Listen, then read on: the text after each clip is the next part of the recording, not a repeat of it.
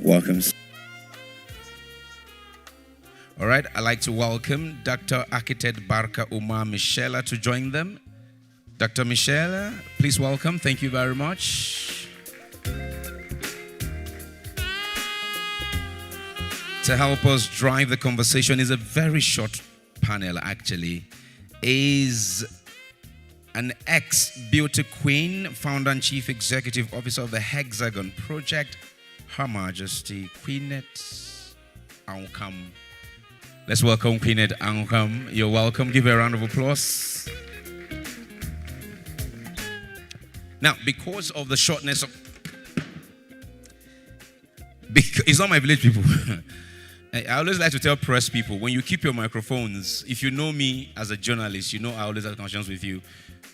It's not always safe to do that, but you people argue with me most times. Because of the shortness of this panel, we might not have the luxury, okay, of taking questions from the panel. But please, when we go on any break, feel free to engage them if you must engage them. Queenette, there's a microphone to you. We have an agreement. I trust you so excellently.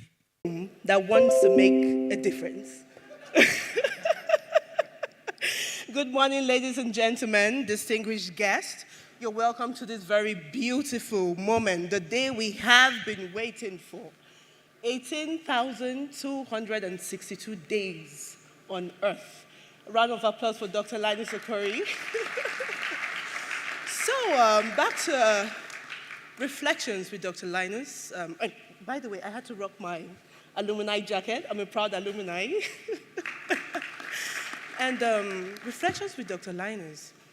What was your aha moment? Let's start with you. What was that aha moment? The moment that shaped your mindset and wanted you to just dive into step into your leadership calling or your leadership prowess. Yeah? All right. For me, the concept of his leadership model that wowed me and gave me a different perspective was, first and foremost, I was watching him online when he was having his program online. And he talked about leaders are not just people who lead, but they are people who want to live to make a difference. And when I started my business, a real estate company, Michelle Homes, the first thing that came to my mind was, how do I reflect that? How do I influence people? How can I make a difference? And you could see evidently, in a period of 5 years, yes, I've been able to build a real estate company that is one of the top 5 in Nigeria. Wow, that's For me, beautiful. I followed him online until I became close to him. Yes. And his insight to see that you grow, his everyday talk is, Barka, you must grow. Of course. I must see that I contribute my own part to making you exceptional. Yes. And he has done that in dramatic way by always checking on me. What are the challenges you're facing? Yes. So his concept of leadership, of wanting to make the difference, is not just in his approach to want to just dispense knowledge, but he's also intentional in getting young people to be able to contribute maximally to make sure that I'm part of your story. I really want you to succeed. That is a wow moment for me in my story. Thank you very much. The story of passion, resilience, and strength. Over to you, ma'am. What was that defining moment for you? The first time you met Dr. Linus, what was it like for you? Hello, everyone. Good morning. Okay, so for me, my aha moment happened. So I had followed him for a while, but I had never had that. I had never sat in a crowd where he spoke. So January this year, my church invited him. That's the Transforming Church. Wow. And I heard him talk. I was sitting almost in front of the second row, and I heard him talk. And he talked on the power of reinvention. And in my mind, I'm like, wow. I had never heard it that way. Incredible. And it was powerful. That was my first contact with him. And ever since then, I've been following him. Wow. And another thing again that really still sticks or still amazes me about Dr. Linus is the fact that he's very open. Yes. from very afar, you humble. know, when you see people you respect from afar, and then you think they'll be difficult to Yes. actually build a relationship with. But with Dr. Linus, I've been able to, for a very, very Yes. short time, Yes. but I've built Thank a you. relationship with Wow. him. And like he said, he's always checking up on Yes. us. He has that fatherly love. Yes, Exactly. yes. That's what I would say. Thank you he so has much. that. Thank you Yeah, so much. Yes, over to you, sir. What was your light bulb moment, the wow moment for you?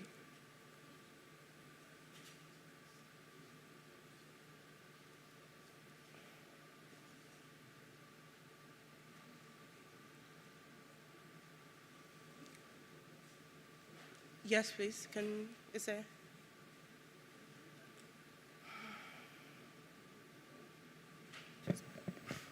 Please give him a mic. Thank you for that. Thank you so much for that interesting question. Yes, sir. We are one of Dr. Linus's boys. Wow. So the first time I met him was during his campaigns. He was running for governor then of Imo State. Oh, wow. And he had a gathering at Barcelona Hotel. Oh, okay. Then we had all gathered there with my friend, and my friend used to be his PA Emeritus, Ali Bob. So we all gathered there, and when he spoke about leadership and mentorship. Yes.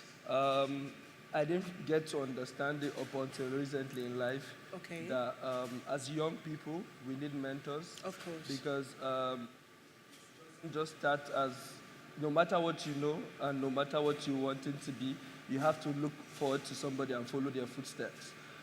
So Dr. Linus has served as that mentor to us. He's a leader who has always guided us to imbibe leadership and always keep up to the best of it. Yes. And he's also a mentor anytime, because I'm a co-founder of the CEOs Network. Wow. And anytime we call upon him, he's always there for Thank us, you. irrespective of what we're doing. He would come and support us. Yes. So leadership and mentorship is extraordinary. Thank you so much. Thank you Dr. so Linus. much. Thank you so much. Over to you, ma'am. Over to you. Hello. For me, the aha moment as a designer is Yes. this look. I would say we reconnected last year at an event, an entrepreneurship event where I was a speaker and he was seated. I didn't even know he was there till I sat on the seat and I was watching the audience. And immediately after, to show you his level of humility, he walked up to me and he said, "You are fire." Wow. And he said, "I need your number." You know, very authoritative, knows what he wants, Oh, and he yes. went. So immediately I saved the number. I saw that he is the only one I saved his name in caps. Wow. It was already saved. As I got the Wow. number, I saw Dr. Linus Okorie in caps. And I was like, Wow. excuse me. I had to go back memory lane. And I discovered that I have been in rooms where he spoke. As a mentor myself, trust me, this is a man I will call as a mentor. Another aha moment was when I decided, he called me up and said, "You need to attend leadership because I see you going places." I was like, okay. So I signed up and I walked into his office, and trust me, excellence everywhere, Wow, from wow, his staff, wow. organization. And one thing about Dr. Linus is that he is Mr. Intentional. Oh, yes. Everything about him is intentional. His dressing, his wife. Have you heard the story of how he met his wife? Oh, yes. They say no. Dr. Linus say, "Una they play." I want this woman, and Wow. trust me, he got the woman by his charms. He knew what he wanted, and Confidence. trust me, Oh, that was yes. it. It wasn't even about A money. round of applause. Mr. Thank Intentional. you so much. The last but not the least, sir. What was your aha moment with Dr. Linus? Okay, good morning, everyone. My aha moment with him was, in 2020, a friend of mine was talking to me about a leadership center that opened up in Abuja, and is very intentional about grooming young minds for leadership. Yeah. The only reference I had to leadership was John C. Maxwell, but was evidently not a Nigerian. Yeah. But then my friend told me that a Nigerian is pushing for this. Oh, yes. And then I had to make references online, search him out and all that. And then when I began to see the aftermath of everyone who attended the conference, who attended the leadership training, then I became genuinely interested. Last year, then he opened up a mentorship session for young minds like myself. I and 99 other persons joined and made it into the optimized mentorship program with Dr. Linus. Yeah. And then for 8 weeks straight, it was dishing us wisdom, experience, insight for young minds like myself to break into the world and do bigger things. Beyond that, he invited all of us over across different states of the Federation to the Goodwill Leadership Center, and then he charmed us with his knowledge. You know, everyone in this room knows what Dr. Linus, what he does when he steps into the training room. Yes. That was exactly what he did to us, and he represented a light for the future generation. Thank you so much. Thank you so much. Ladies and gentlemen, that brings us to the end of this panel session. Thank you very much for listening. You can't make Dr. Linus and go empty at all. There's always something he would give to you. He will leave with you. Thank you so much, Dr. Linus, for being so amazing. Thank you so much. Thank you so much. Queenet, just still remain seated. Still remain seated. I'm aware, I mean, it's always good to... Keep the time. You're excellent, trust me. A former governor of Ogun State, I will not mention his name, he said... he called somebody and he said, let's have a tete. So me and you had a tete earlier. Mm-hmm. You can please go ahead with one more round of questions for them. Oh, really? Yes, please. Oh, really? Yes, please. Go ahead. That means my timing was perfect. Okay. Excelente. Thank you so much. Back to the first time. Okay, you know we talked about the aha moment, the part that he really, when was the first time? Do you remember the first day you met him? The very first day you met him. What was the impression? What kind of emotion did he leave you with? What was that emotion you felt when you first met him? What was the impression? First impression. Okay. Yeah. Yes, perfect. Okay. My first impression, the day I met him at Transcorp here. Oh. And when I met him, the first thing he told me, come, how can I help you? Wow. Now, wow. Ladies and gentlemen. It was a referral through a friend, Dr. Princess. Okay. She recommended that this a young boy doing very good. Would you love to meet him? He said, yes, I would love to meet him. Wow. And I think they called me over 3 missed calls. I didn't pick. And after 3 hours, I returned the call. She told me, there's one Dr. Linus Okorie. I said, Dr. Linus Okorie. She said, yeah. She said, he wants to meet you. I sent him a message, and after 5 minutes, I called back. And he picked. I was surprised. So I said, how do I meet you, sir? Wow. I'm Barka Michelia. He said, are you available today? I said, yes. He said, I've heard so much about you. I would love to meet you. And we met at the Buka restaurant. And the first thing he told me was, how can I help you? Honestly, in my life, I've not seen somebody directly ask me, how do I help you? Because he's somebody who is passionate. I don't know what he has heard about me, but I could see the genuineness of his love. It's like a father seeing a young man and he's saying, come, let me embrace you. You know, it was so amazing. I really felt love. I told him that day, I said, rarely have I experienced that kind of love. Someone you don't know, someone you're meeting for the first time, but you're always willing to accept them and to show them love. For me, that touched my heart, and I know he's an incredible leader. Thank you so much. Over to you, ma'am. What was that moment? That when you first met him, what emotion did you feel? What was his presence like? Okay, so like I said, the first time I met him one-on-one was in January at my church. And for me, when he was talking, as he spoke, in my mind, I like people who are very brilliant. I like people who stimulate me intellectually. And I'm like, this is powerful. All I kept on saying is, I need to get close to this man. I need to hear more of what he has. And that has been it for me. Another thing for me, again, the second time I had an encounter with him was exactly what he said, where someone just calls you and from the purity of their hearts, from that place of love, they try to guide you into what you're supposed to do. And that's it. Thank you so much. Over to you, sir. What emotion was stirred up when you first met him? What was the first impression? The very first time. So when Mr. Baraka was talking, he said when he met him the first time, he said, "How can I help you?" And he was thinking, "Oh, where does he know me from for him to help me?" But for all of us that know Dr. Linus, we know that Yes. it's common tradition to always want to help. Oh, people. yes. So like even when the first time I met him, apart from giving me welfare, which is, I won't go into details of it. He also was interested in what I do, He asked specific questions and was interested genuinely in saying, this is the ways to go. It's enough apart from a man giving you fish, it's also very important for them to teach you how to go about it. So I'm a media person, yes, and he spoke to me in ways at which leaders who are media leaders have actually grown to be in places. And he mentored us. This is some 7-8 years back. Yes. And so how has that shaped your life? How has that shaped your business? How has that shaped you? So I think for anything you want to do in life, you have to, if you are going to be taking up a role where you'll be managing people, then you have to learn leadership. Yes. Because humans are very, do you understand? So it's not animal, it's not rams, it's not cow that you're pushing them. So humans, they can think. So they have sense. Yeah. So this is where Dr. Linus comes in. He teaches you leadership, how to manage humans. Because how to manage humans. So today in News Digest, we have about 13 staff. Wow. And I can tell you, thank you. Wow.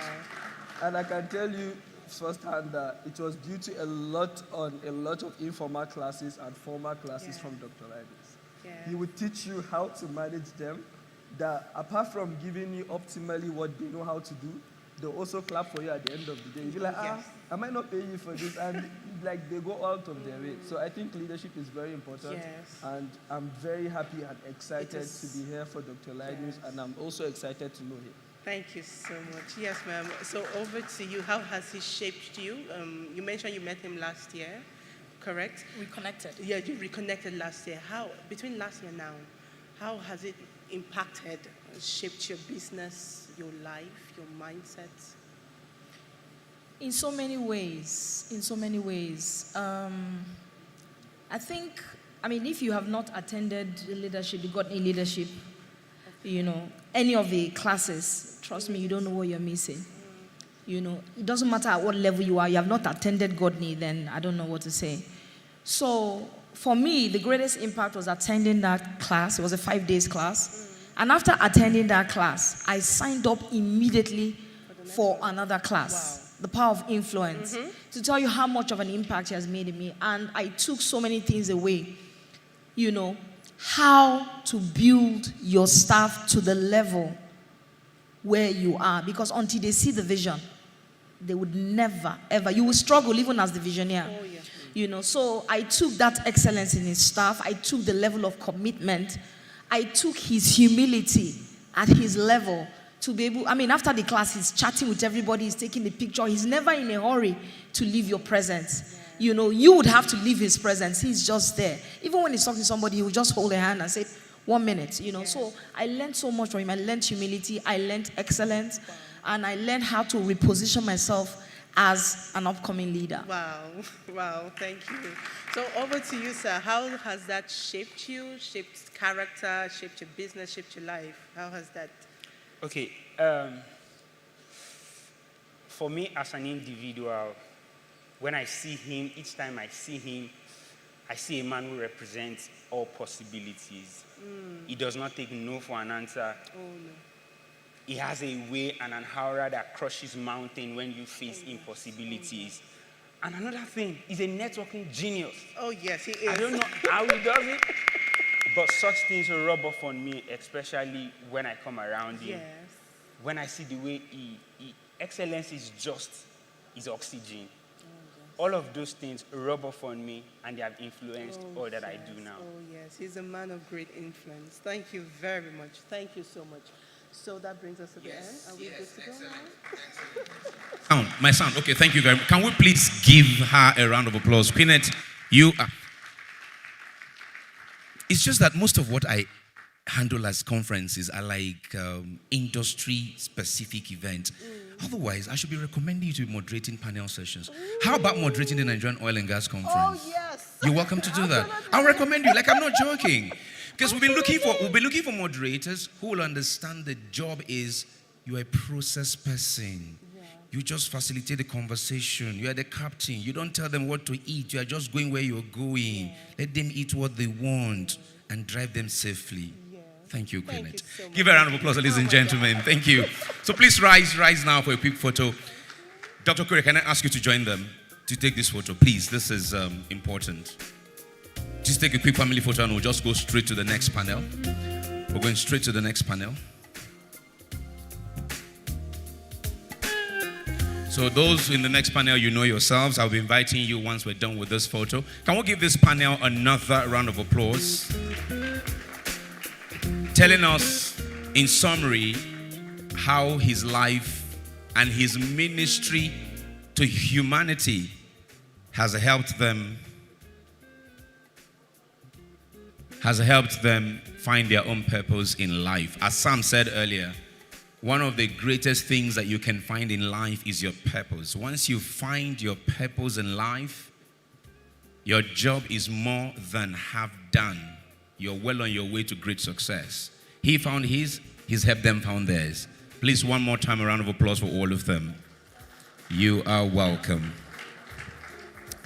So for me as an MC, when people manage time well, it just gets me over the moon excited. Especially on a day like this when we have double header for an event. So we're still on the theme of reflections with Dr. Okorie. We've listened to reflections from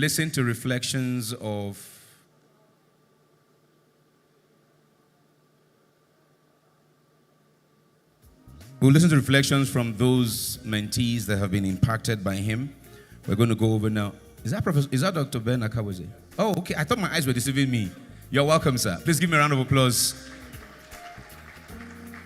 The Director General of the Budget Office, you are most welcome, sir. And a man after God's own heart. We welcome you. Thank you so much for joining us. Thank you. Okay, so we're moving over to the next session, and I'll begin by inviting our first panelist. He's an abundance coach, writer, and people and business development strategist. Welcome, Bola Yusuf. Bola, you're welcome.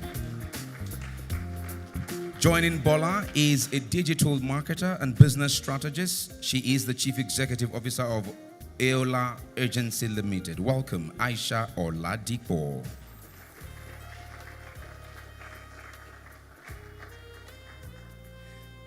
On the panel with them is an author and founder of Queen Irene Onwuka Peace Foundation. She is a frontline youth activist and gender advocate. Welcome, Queen Irene Onwuka. You're welcome. Joining them, I'd like to welcome Latifa Jim. Latifa, you're welcome.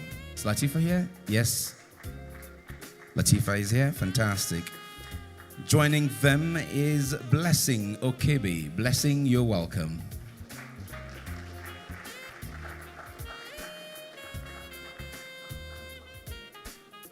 Latifa, I want you right there. Yes. Yes, there. Yes, thank you. Blessing is coming.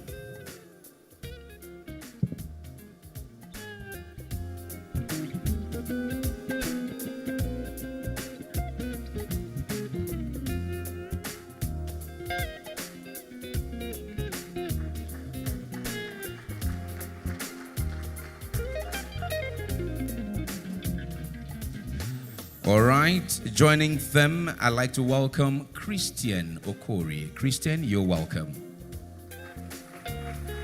Where's Christian? Please. On the panel. On the panel, please. A round of applause, ladies and gentlemen, for... I was going to ask if it's his brother, and I saw the smile. I said, I don't need to ask. Some things are just what they are. They're in the gene. They smile the same. You're welcome all the way there, sir. Thank you very much. Thank you. All right. Completing the lists and the captain of the ship, let's welcome Chibi Ujo Akago. Chibi, you are welcome. Give a round of applause.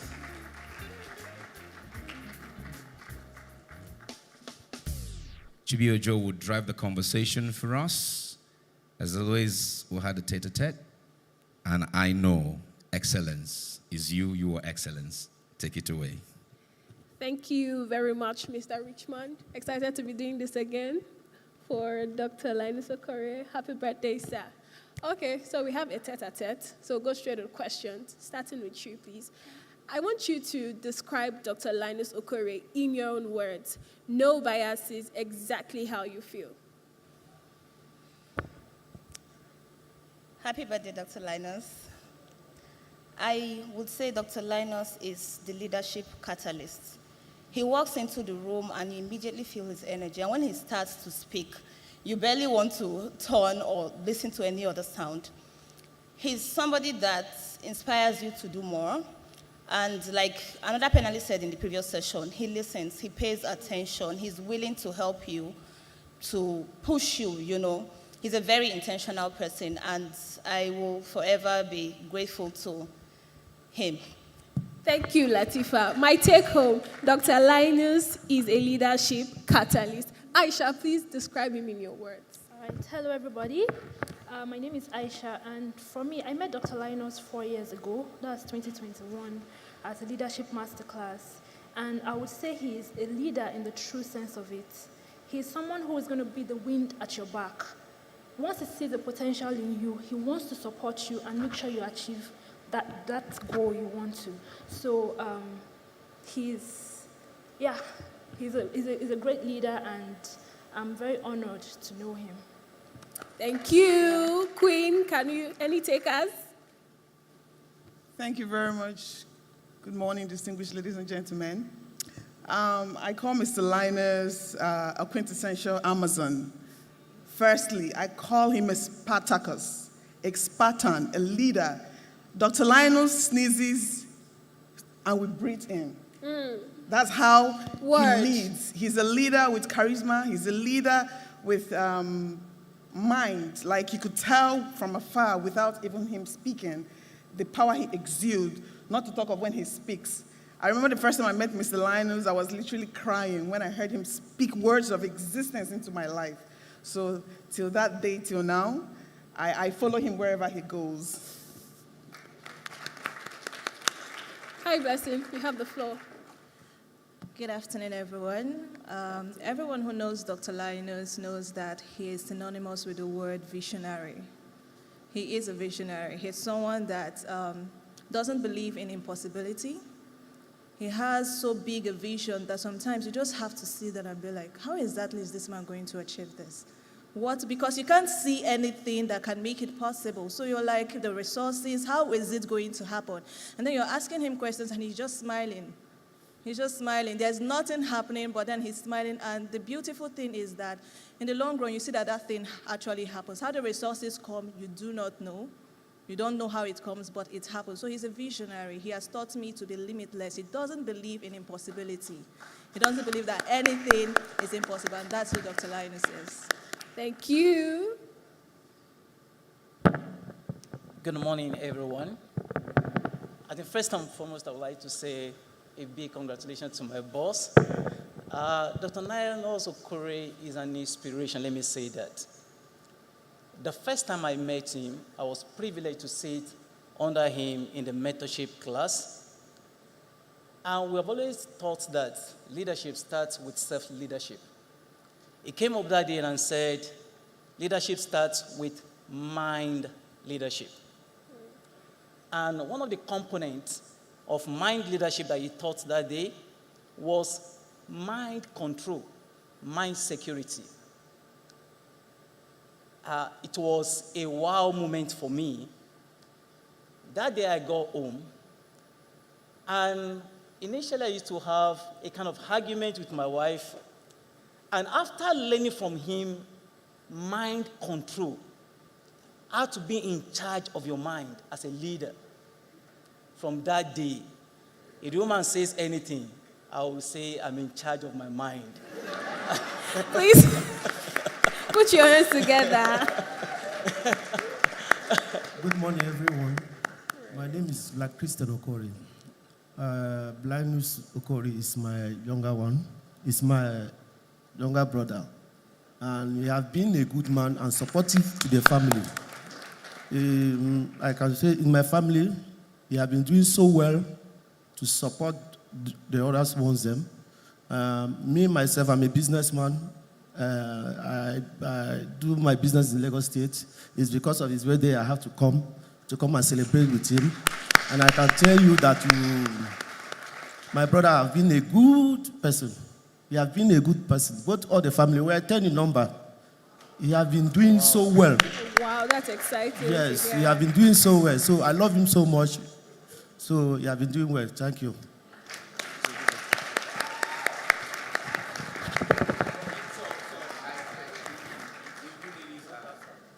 Sounds. You are the kind of moderators an MC likes. So again, take one more round. Please go ahead. Perfect. Using my Clap time for well. Mr. Take one more Richmond. round. I need your hands together. Okay, before we exhaust our time, starting from Mr. Christian, please, can you give us an instance where Dr. Linus being your brother has been so interesting for you? Like a practical experience where you say, okay, I'm super excited to have him as my brother. Well, from the beginning, I love him as my brother because he has a good character. Number one, it's not, some people may be doing it outside and abandon their family. True. Absolutely. Yes. Absolutely. But you really care about the family. Sometimes the respect he gave me, that's why so much I respect him. And he has been doing it for a long time, many years ago. My brother, maybe sometimes he will not have any money in his pocket, but when you see him, you will think that he has millions of naira. And he will go with it. So I love him for that. Well Thank done. you, sir. Thank you. Please put your hands together. Over to you, Mr. Bola. Same question, an instance where knowing Dr. Linus has been so much, has been an exhilarating experience for you. Okay, I think what you just said now is quite interesting. I was in a class one day, and he asked us to define our vision. And I said something like, I want to be. And he said, no, make it present. You are already are.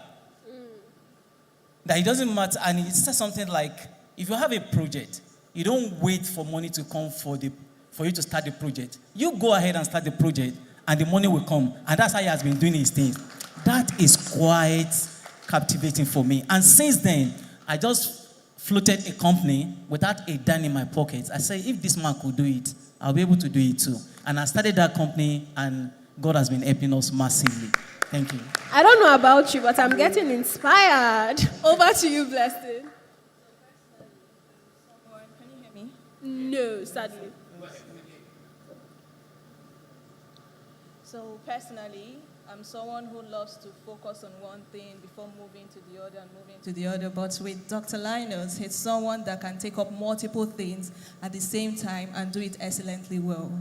And because of the opportunity to work with him, sometimes I'm like, sir, are you sure we are going to do all these things? I don't think we can handle them. And he says, no, there's nothing too much for you to handle. You just have to grow the capacity to handle them.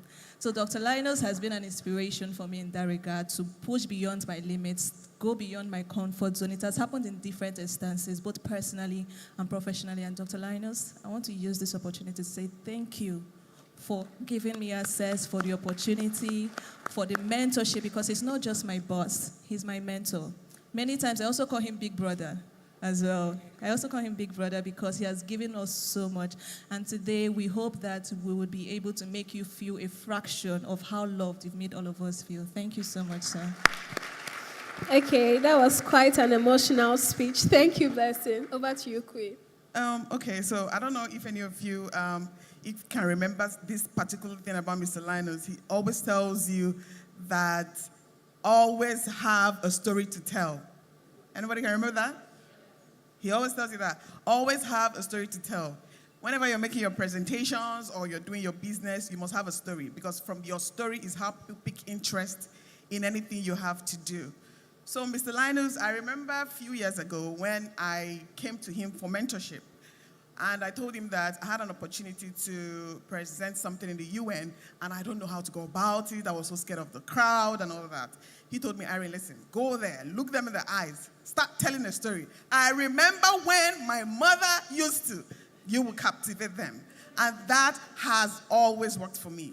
So in leadership, he made me understand that value brings people together. Everybody here is valuable. Everybody here left their respective homes to come here. It's because value has brought us together. Mr. Linus has been valuable in our lives, in our businesses, in everything we've been doing over the years, knowing him. So he also taught me that leadership is not just about yourself. It's about what you give out and the people that follow you. So I tell you that he's an inspiration to me. He's an inspiration to my business. He has guided me over the years with the things that I do, and I am super grateful for him.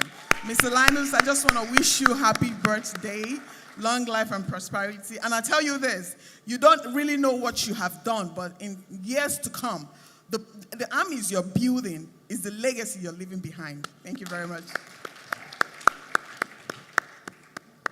Same question. All right, thank you very much. So one thing, how he has impacted me personally is he sees something in me that I probably did not see before I met him. So he carries me along. Sometimes I will ask him, I'm like, are you sure I'm qualified for what you want me to do or where you're bringing me into? I'll be like, don't talk like that. You are, absolutely. And interestingly, I find that I'm able to dominate that space wherever he has already seen it. He has seen the end before I even saw it, before I even saw the beginning. So I want to say I'm very grateful to Dr. Linus, and that's why I remain loyal to him always. And happy birthday. May you live long. If you've not heard the story of how Dr. Linus met his wife, please meet him to tell you. So I was at an event where Dr. Linus spoke last minute. I had already picked up my bag to leave. And I had to look for the nearest seat to sit down and listen to what he had to say. And after that event, I knew I had to be close to him somehow. I went on his Instagram, I followed him, I sent him a DM, and thankfully, I am part of the recently concluded cohort of the African Leadership Program, and it has changed my mindset forever. I met Dr. Linus at the point in my life where I was asking a lot of questions. I always ask myself, what's next? There are times you feel like you are stuck. Okay, you've done this, you've done that. There has to be a way to climb higher, right? That was where Dr. Linus came into my life. Attending that program changed everything, changed the way I think. And I will tell you for sure that it was an answer to all those questions that I've been asking myself. If you are close to Linus, or Dr. Linus, please stay closer. Stay in touch. However you want to, please stay in touch to Dr. Linus. It's somebody that whenever you are in his presence, you don't leave the same. So I'll take home assignment. If you're closer to Dr. Linus, never lose the gift of access. Thank you, everyone. Thank you very much. Again, give her a round of applause. You ladies have been so wonderful, right? Please, family photo. Madam, Oga, please, if you can come take this family photo with them as well. Give them a better round of applause, ladies and gentlemen. Another fantastic job they've done. You know, when they said the panel was going to be 15 minutes, I was shocked. I was surprised. And you know why? Haven't done this MC thing for over 2 decades. I tell you for free that some moderators forget they are moderating, some panelists forget they are panelists, and a 30-minute panel goes on for 1 hour on some very annoying cases. But now I understand why he did what he did. He put the time, and Sam said to me, it will work. You knew that because you've trained these minds. They understand the value of time. They understand the value of teamwork, because we need to be a team to deliver time management to get ready for the evening's event. Give them another round of applause. Training is important, absolutely important. Dede, you are too much. Distinguished ladies and gentlemen, you've listened to different people speak about or reflect on the impact of Dr. Linus Okorie on them over these years. Some of them have met him just a few years ago. Some have met him over his lifetime. Some have met him many, many years ago. But we have gathered today, as one of the panelists said, because of the value addition of this man to our respective lives. You know, it's not everybody that would call me and I will get up and go, nah, you got to be...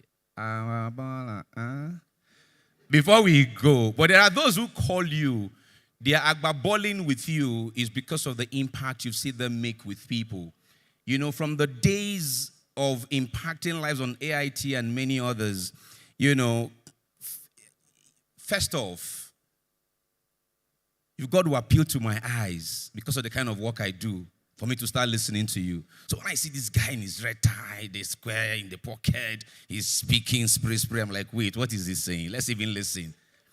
And then you listen, and it's not just his dressing on his English, it's the impact that he's making, it's the knowledge that he's passing, it's the transformation that he's engendering. And so, ladies and gentlemen, today we've gathered to celebrate him. And what is a reflection on a man's activity and legacy without listening on his own reflection and journey through life? I don't need to say too much. You've heard someone say he's an oxygenator. You've heard them say he's a catalyst. You've heard them say he's intentional. You've heard them say he's a nation builder. And so I would ask you, with an ovation befitting a man of such high ranking and caliber, welcome on stage with me as you listen to him, Dr. Linus Okorie, MFR. The emperor, the conqueror, the champion, the lion is here. You can do better with the applause. You can do better.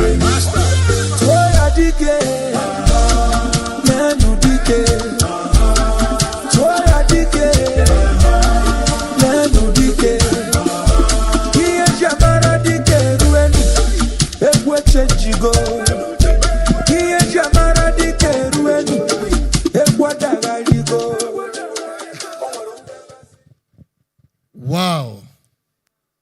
It's a wow. Very distinguished ladies and gentlemen, it's a wow. I tried today. Thank God. Thank God. There was no tear that dropped. So at least I tried. You know, today, I won't be speaking today. I will only share my story. I'll only share my story.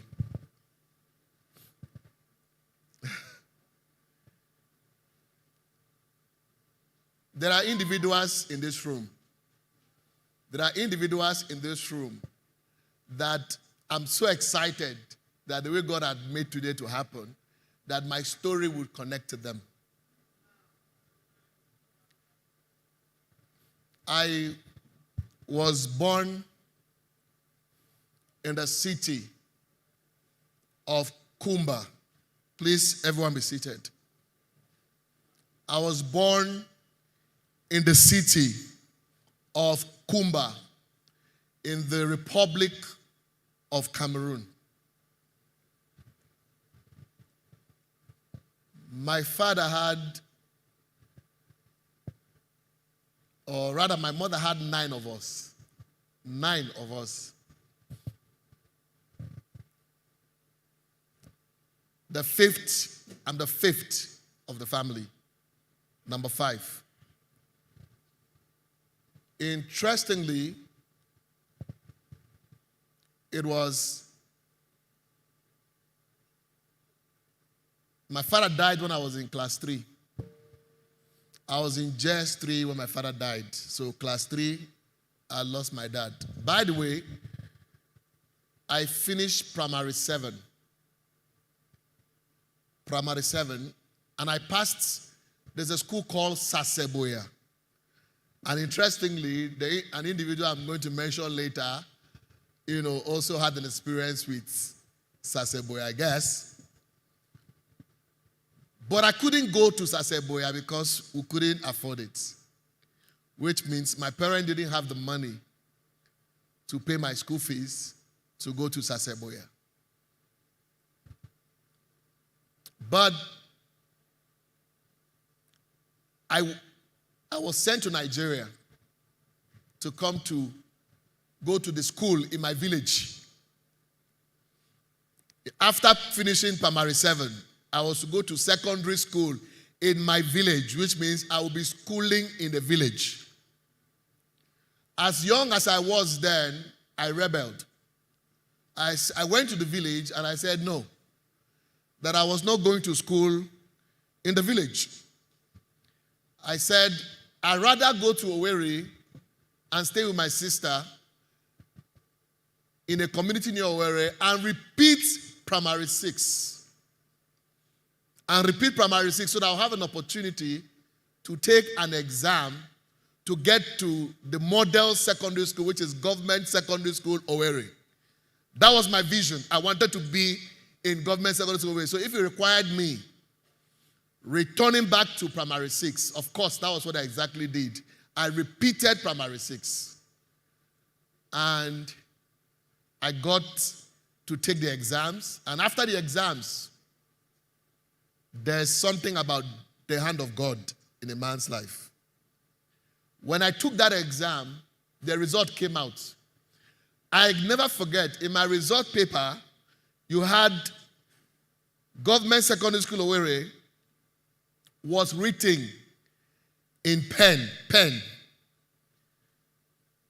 which means it was like a last-minute decision. I don't know who took the decision, but I saw government secondary school Owerri. I made it to government secondary school Owerri. I never forget that day. My mom came. You know, she is a woman of style. My mom, most of my personality, I got it from my mother. My mother was the most generous, or she's the most generous woman you could ever imagine in the world. You recall, my other brother came out here. My mom is somebody who, she will cook for everybody. If once you come from Nigeria, you are inside Kumba town, my mom will ask you to come to the house and eat. We saw different people in our house. We don't know who they are. In as far as my mom is concerned, they are relatives. Right? So you could imagine, though the woman had style, my mother could dress. Oh dear. My mother could dress. So that day when I got admission, I never forget, my mom dressed in her beautiful, oh my God, and the pride of the fact that her son made the model school. And she wore her gold to that school. That gold she was willing to sell just to make sure that I go through school. I never forget that day. And the moment I stepped into government secondary school Owerri, as of that time, ladies and gentlemen, everybody in school knew that somebody got admission. I was in class 1, but my uniform was different. I was in class 1. They left me as a boarding student. And you recall that everybody from that school were people who their parents were well-to-do. The list were those who had middle-level families. So here was this guy with a family that didn't have a lot. But do you know what I did?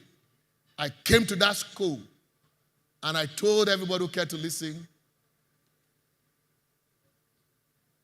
that I will never stoop to beg for anything. I behaved as if my father owned the school. What it meant was that I networked my way to everybody.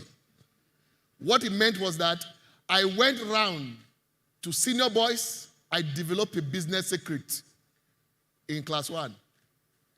What did I do? Enterprising capacity started that early. There's a sweet in Cameroon called Bom Bom Sweets. I don't know if anybody has experienced it. Bom Bom Sweet is one of the most sweetest sweets you can ever imagine. In fact, it's pure heaven. I developed a business model around Bom Bom Sweets from class 1. So I went to Cameroon, bought Bom Bom Sweets. All the money they were supposed to give me, I converted them into Bom Bom Sweets. And I brought them into the school. What was I doing? So I said, PAS, 1 naira. Non-PAS, 2 naira. So everybody graduated. I mean, PAS means friends. If you are my friend, is 1 naira. If you are a non-friend, 2 naira. So everybody graduated, but the real cost I wanted to sell it was 1 naira. Everybody graduated from non-friend to what? Everybody wanted to become my friend. And they were buying my bonbon sweets. As they were buying my bonbon sweets, I was having pocket money to stay in secondary school. Then, I was admitted into the school team. I could play football. You guys couldn't remember. You wouldn't even know that I played school football. That I used to be a footballer. I played under 14 in Cameroon.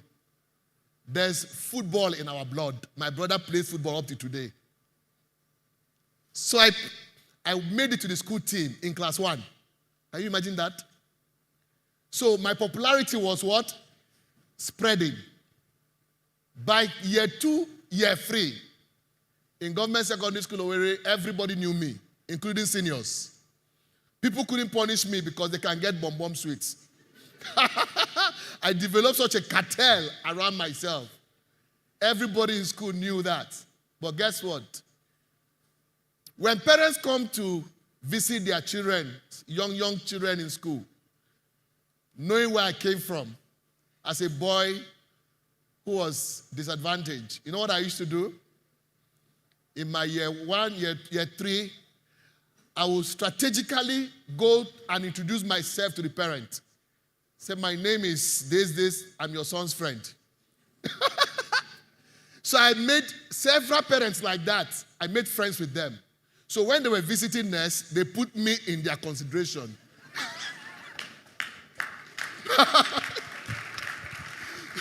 What it meant that at every point in time, you had a parent who was visiting, and they would say, what about that young man, Linus Okorie? Then when I got to senior class, by the way, I had become also senior prefect. That story is a story for another day. As a senior prefect of the school, the parents wanted to come and meet me to take care of what? Their children. And I was always available to do so. Because whether they gave me something or not, I had already knew I would go to junior class, I would take every of those young people, and I would treat them well. I will invest in them. I will make sure that those children are not molested by senior students. That was what I did throughout. And then they will go home and they will do what? They will tell their parents about me. When their parents come to school, who do they come to look for? So I also became popular in the circle of parents. That's how my story began to increase. As a senior prefect, I made a difference in their secondary school. By SS2, I recall, I was already a senior prefect with an impact-making capacity. And then I was leaving secondary school. About leaving secondary school, there's a woman that they call Mrs. Koa that came from the U.S. to visit us. When she came to the U.S., from the U.S. to visit us, and we're having dinner with the family of the person he came to visit, and the woman simply asked me, he said, have you given your life to Christ? I started crying. And the next day, I was in SU.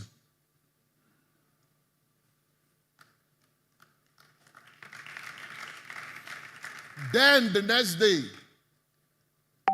I was graduating from secondary school, I was in Wolfby.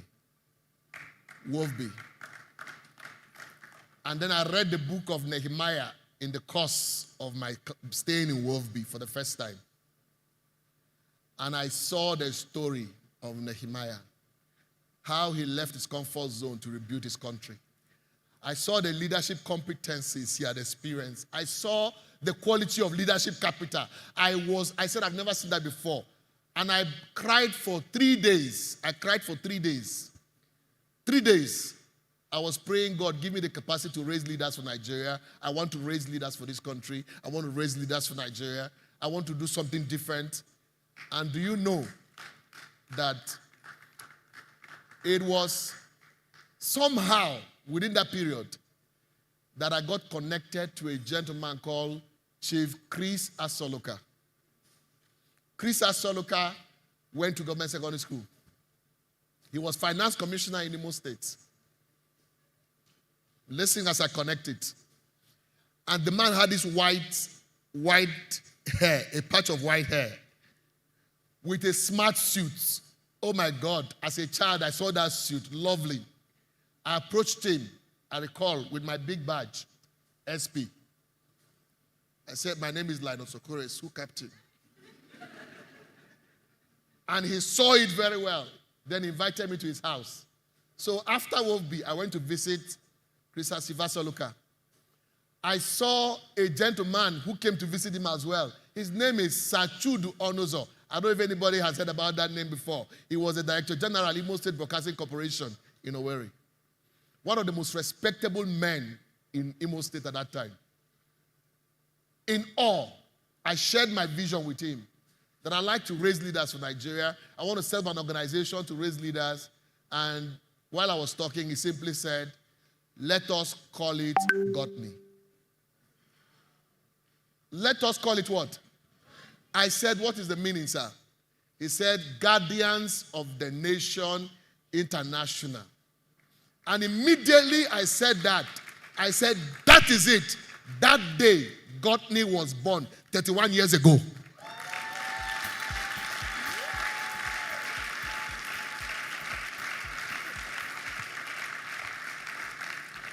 From that day, I never remained the same. The game of stretching began. I recall that I took the directory of the old boys of Government Secondary School Owerri. And with that directory, I began to call people, important people in that list. I would say, hello, sir. My name is Linus Okorie. I was school captain, Government Secondary School Owerri. Could I visit your house and come and share with you my vision? Some will say, get out. Some will say, I don't know you. But out of those calls, about 6 families, 6 of them gave me the opportunity to visit their homes. Number 1, Engineer Charles Okoro, who was a regional manager, Shell, Port Harcourt. Engineer Charles Okoro received me in his house in Warri. I never forget that day. As I came to Warri, they took me as their own. By the way, it will interest you to know, fast forward, their last daughter, who was a baby when I visited their house, is today married to my wife's younger brother. Right? You can see the story, right? And they have 3 children. Don't ask me how it happened.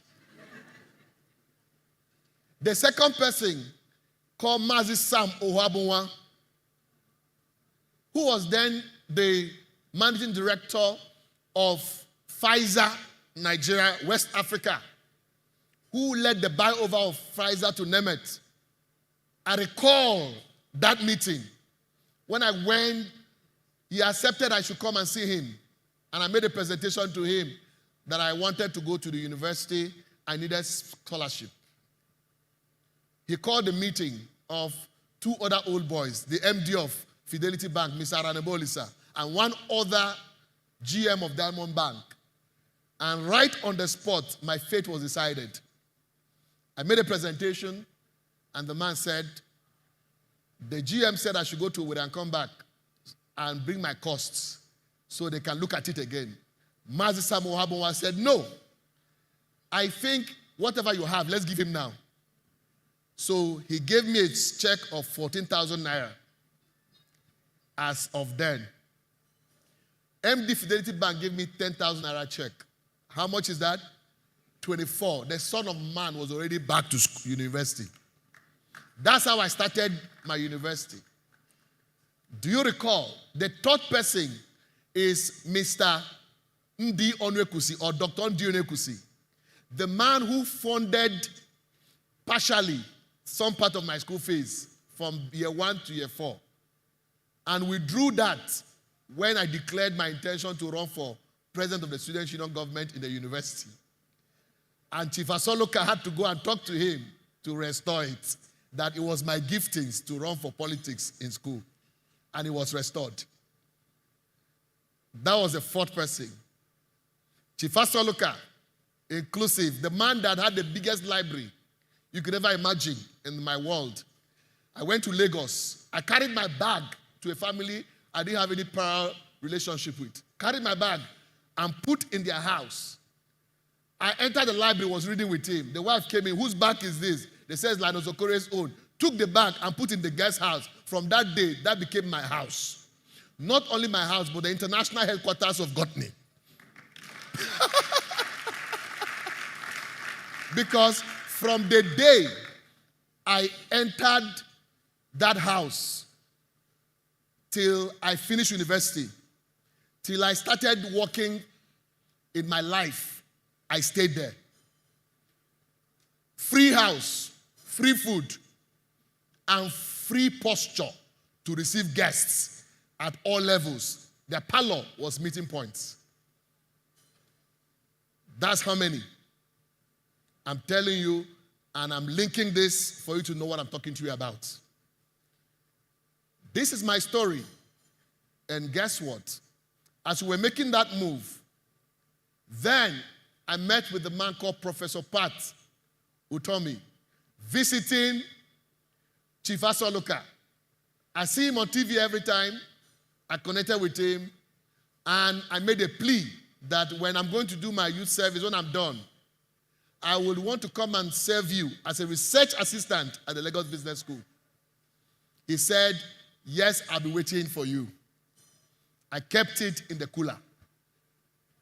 And then I approached a man called Mr. Gamaliel Onosode, who was then one of the biggest ball players in Nigeria. I recall how I broke into his tight security and the very dangerous secretary that would not allow any excuse, allow me permission to enter that office until she was worn out of me. I won her out because of my request. I'll go to the gate as if I was leaving back to Owerri. I come back to her. I said, I've returned back again to meet with Mr. Odosode. She will say, he's not available. He's in a meeting. I said, okay, I'm going back. I reach the gate. I come back again. My name is Linus Okorie. I'm from Owerri. I want to take a meeting. I did that until she was worn out. She now said, okay, my friend, 5 minutes only. And I got into Mr. Onosode's office, and I shared my story with him. And the woman was coming to say, sir, people are waiting. Mr. Onosode said, hold on, hold on, hold on. That meeting lasted for 2 hours. And Mr. Onosode accepted to chair the Gottlieb board at that time. And till his death, Mr. Onosode traveled with us, signed letters on our behalf. Literally, Mr. Onosode was all true. He's being honored at the Gottlieb Leadership Center right now for the greatness. He's not dead as far as I'm concerned. He's still living, right? And then the movement began. So got into the university, fired up the place as I began to get this support from all over the place. And then I graduated into a shirt business. A shirt business. I will go to Marina, Lagos. Marina. How many of us know Marina? What's popular with Marina? Any generation? In Marina was bend down. Bend down business was the biggest business in Marina. And so I will get plenty coats, call it suits, whatever.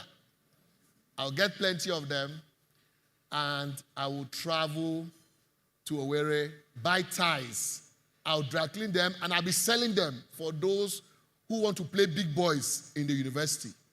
They will have to have big money to buy those things. And so at every point in time, my shirt was always dry cleaned because I had plenty of them. Sometimes the coat might be a little bit bigger. But the whole idea was that with my portmanteau, entering every class to teach leadership, you will know somebody has arrived. And I wore coats from the beginning of entry to my graduation from the university, and was known as a man serious to make things happen. And of course, no wonder I won the first elected student union government presidency in that university. And of course, we made a difference. May I shock you, in my story, almost everybody who joined Gottney from year 1 to year 3, every one of them who occupied positions, either head of departments or Borapo groups, every one of them made a difference. That was where it dawned on me that if we start early to groom leadership capital and make it more serious, we can change nations and organizations. And that's how I decided to leave the university, went for my youth service. After my youth service, ladies and gentlemen, I went to Professor Tommy and he kept his promise. And Professor Tommy gave me the chance to serve him as his research and executive assistant. In fact, he gave me research assistant. I added executive assistant. I added personal assistant. And at some point, I added political advisor. All in one. It's me, Linus Okorie. I gave him 200% of my time. When I was about to leave, Professor Tommy said to me, "What do I want? Where do you want to work in the world? Where do you want to work in this country?" I said, "No, sir. I want to do Gottney full-time. I want to do Gottney full-time." Now, I'm talking to you from somebody who has responsibility. Remember, from the family I'm coming from, what is required is that when you finish from school, you should go and get a job so that you start doing what? You should start funding and making sure that mother is okay, brothers are okay, sisters are okay. Everybody thought I was crazy to do Gottney full-time. My first cousin, who was in the military then, director of important position in the military, said I was going to die of hunger if I don't go and get a job. He loved me, but he said I should go and get a job. That was my story, but I said no. What gave me joy every day was after I wake up from sleep and I enter buses in Lagos and I conduct leadership conferences in buses inside Lagos.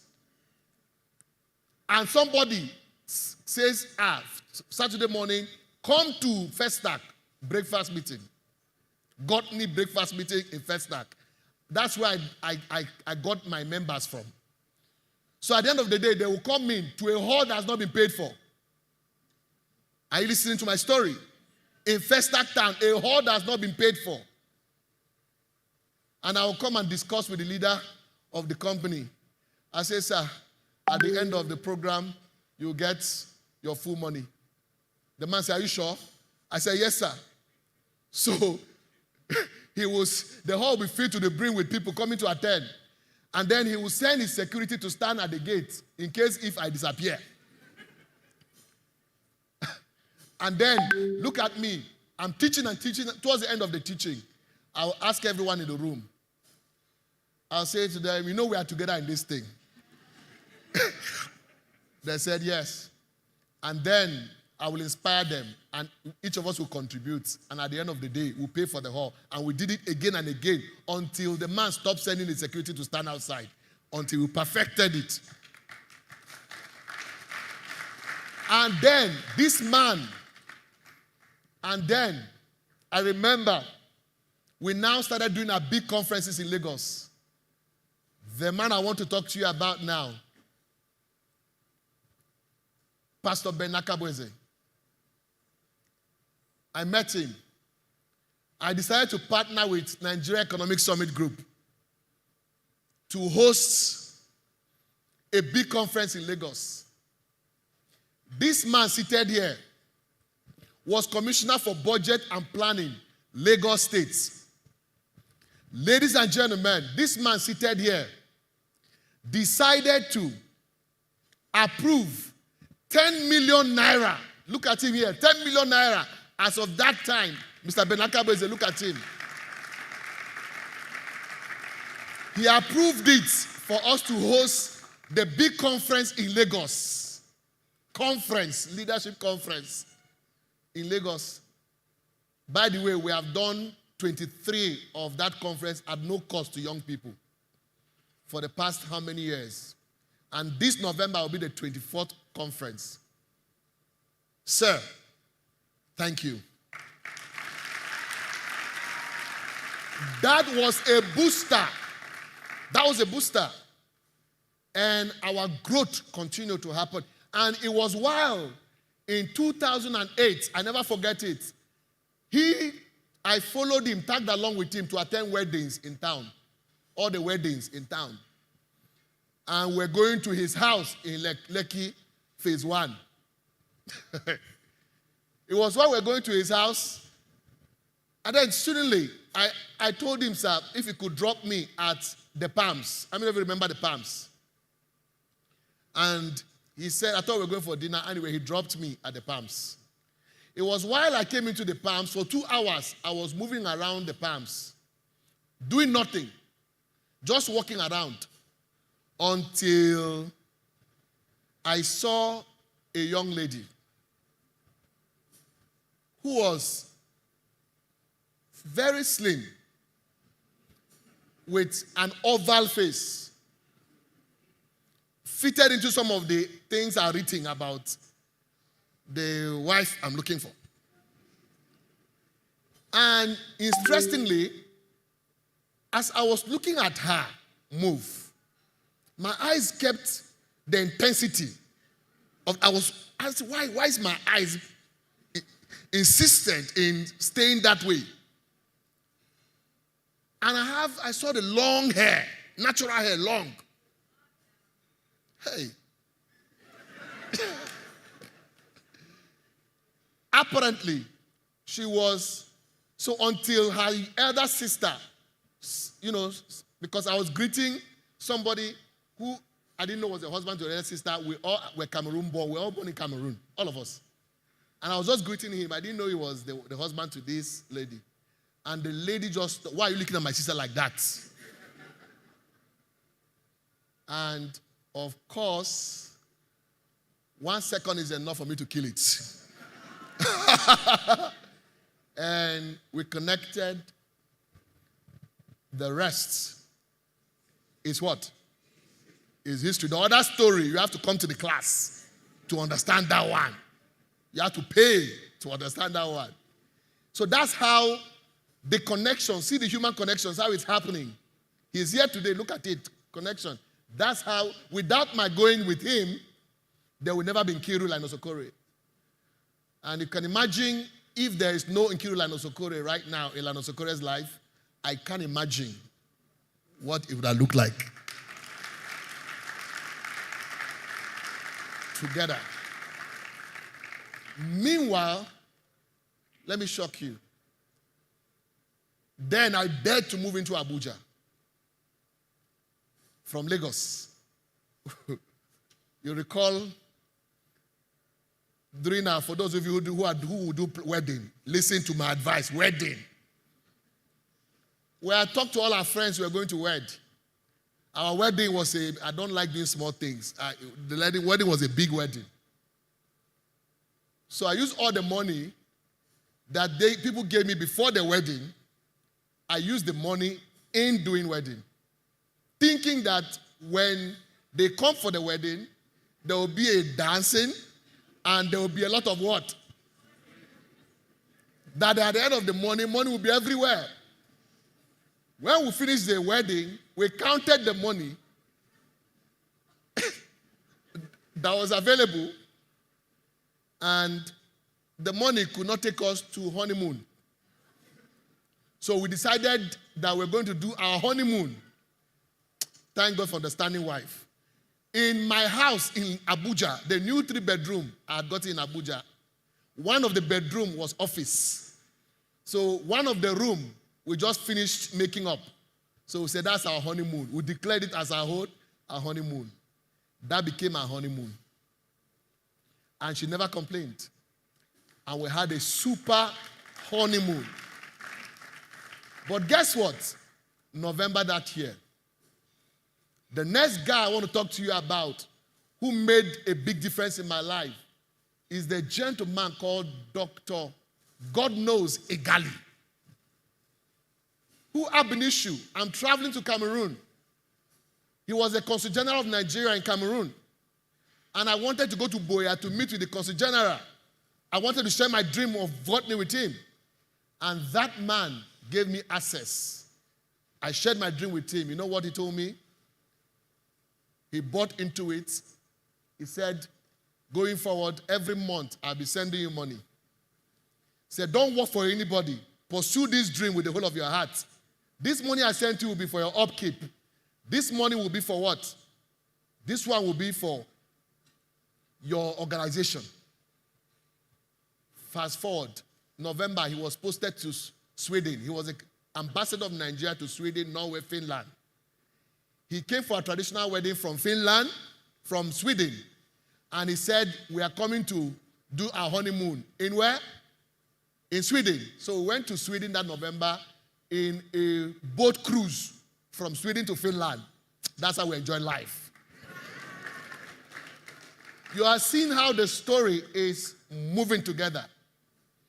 And then, I now met, that's why one of the lessons you must learn with my story is that every human being you meet, whether they look like it or they don't look like it, you must treat them well.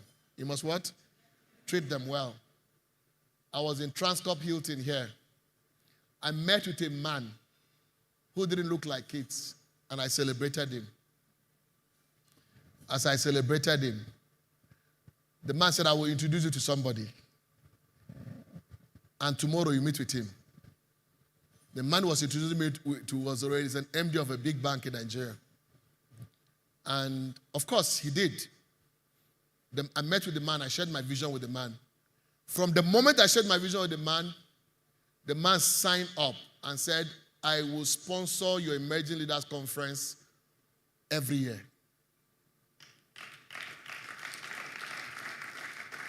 Permit me, ladies and gentlemen, to honor Dr. Akhigbe.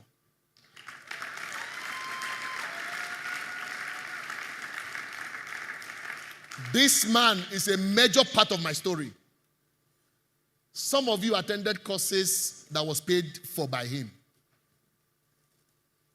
Anywhere he is in the world, he's part of my story. I have never lost one relationship in my life that mattered to me, because wherever, even if it is in the next 20 years, any little thing that you do for me, I've always learned how to appreciate you for it.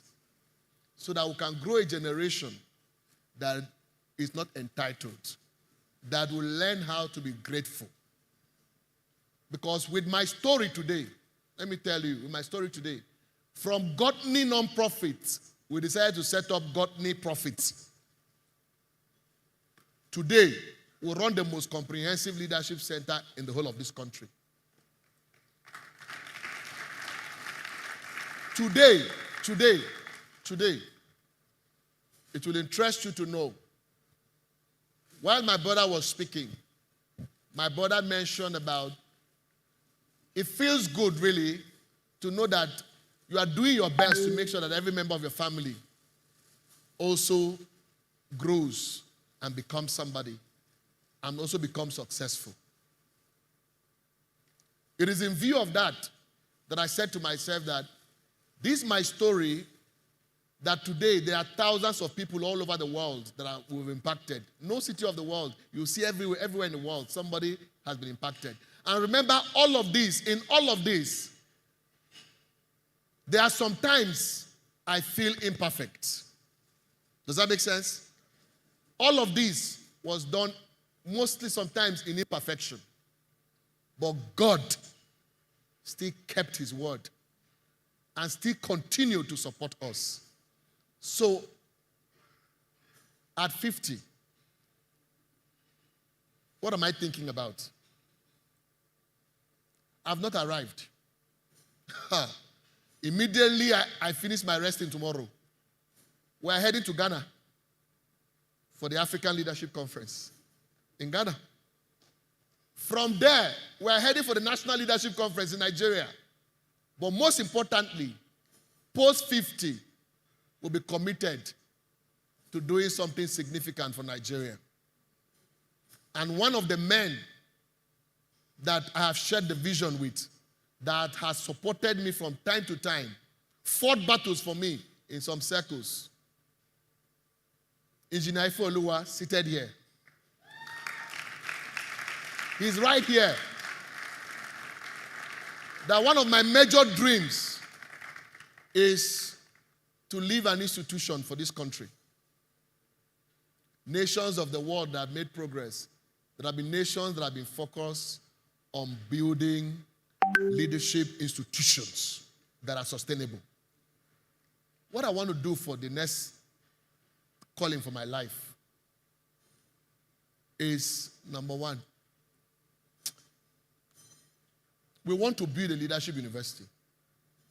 7-star.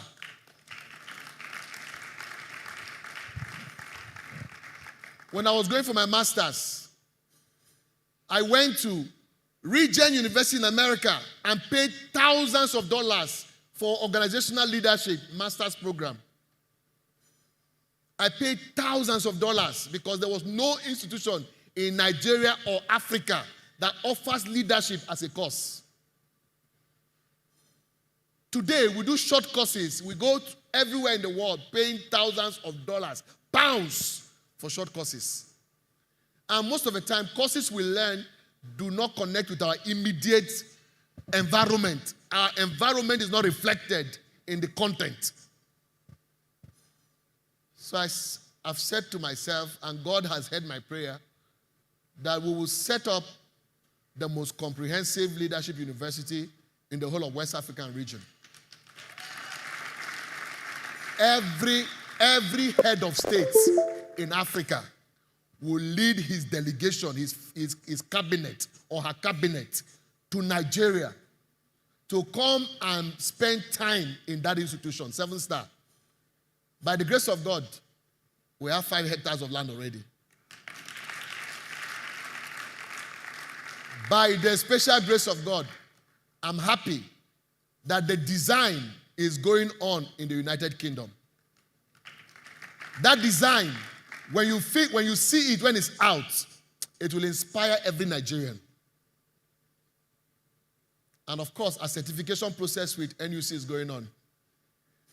Look, if there's anything that I want to see happen in this country, I want to see our university system impacted heavily. All those lecturers in the university system compulsorily must go through that leadership university. The reason why that is important is that when someone is optimized, humans optimized, when they are optimized and they develop the leadership capital necessary, when they go back to teach, they will teach as models. They will inspire production. They will inspire children to think differently. And the children will respect lecturers. That's one of the ways to go. And that's what is going to happen in that university. We'll create it. So my idea for everyone is that it's a project that I want everyone to connect with. Is there anybody who wants to connect with me for that project? Can I see your hand? The model, to create a model alone for that university is about £60,000. And by next week, by the grace of God, we'll pay £30,000 to make sure that that design is out and is presented in our conference in Ghana for the world to see. That's where the books that we're going to be presenting today and most likely in the evening, most of the resources from that book will go to that project in London. That's the first thing I want to do. The second thing I want to do, and it's not going to be part of me, is that I want to see communities in this country present to me young people who are not just going to be sound leadership-wise, but these young people, I want them to be sound in technology. So I'm going to be personally and with my friends fund 50 young people 50 of them, that will go to attend a 7-star technology institution so that they can gain top skills in technology and earn a living wage. That's one. 2, young people that will excel in agriculture. I've already spoken to some of the key leaders doing great things in agriculture now. 3 months or 6 months, of course, by the time they come out of that agricultural school, they would set up and earn a living wage. And then another set in fashion. Those 3 areas I'm interested in. And between now and the next 1 year, 6 months, we should have completed with funding those 50 young people to the best knowledge in those areas that you can ever imagine. Those are the 2 things that matter to me now. And we can make it happen. Today, as all of you have come from all over this country to honor me, I've listened to your stories. Some of your stories touch my heart. I'm going back to reinvent myself. Reinventing myself so that I could be more. So that I could become more. So that I can do more.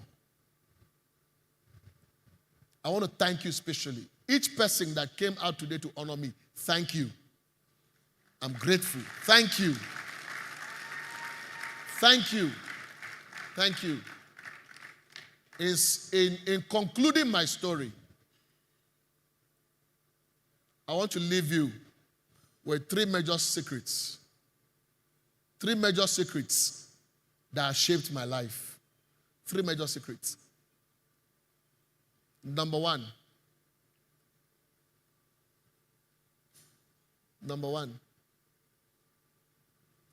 it's not about me, it's about others. Every leader that wants to be humble, that wants to be respected, must learn how to eat last. According to Simon Sinek, leaders eat last. When we approach life from the concept, it's not about you, it's about others, then you'll be humble. That's the first thing first. The second thing is the fact that all that we have become is a gift from God.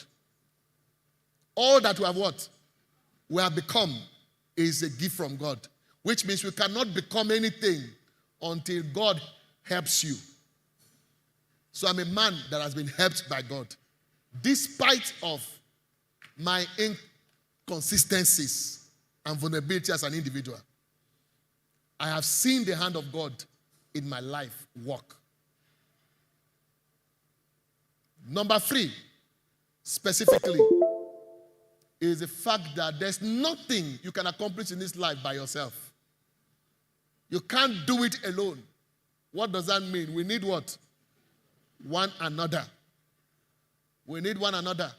I have met people that I never thought could be a blessing to me, and they became a blessing to me. Every human being you see today, just look at your neighbor and say, do you know who I am? If you know who I am today, you'll buy me lunch on Tuesday. Yeah. The reason why I'm saying this is that we are in an economy where people treat you based on how you appear, how you look. So sometimes people have helped crooks who appeared like they are great. Yeah? Because of their mindset, they have been duped. So you want to help him because he looks great so you can get from him.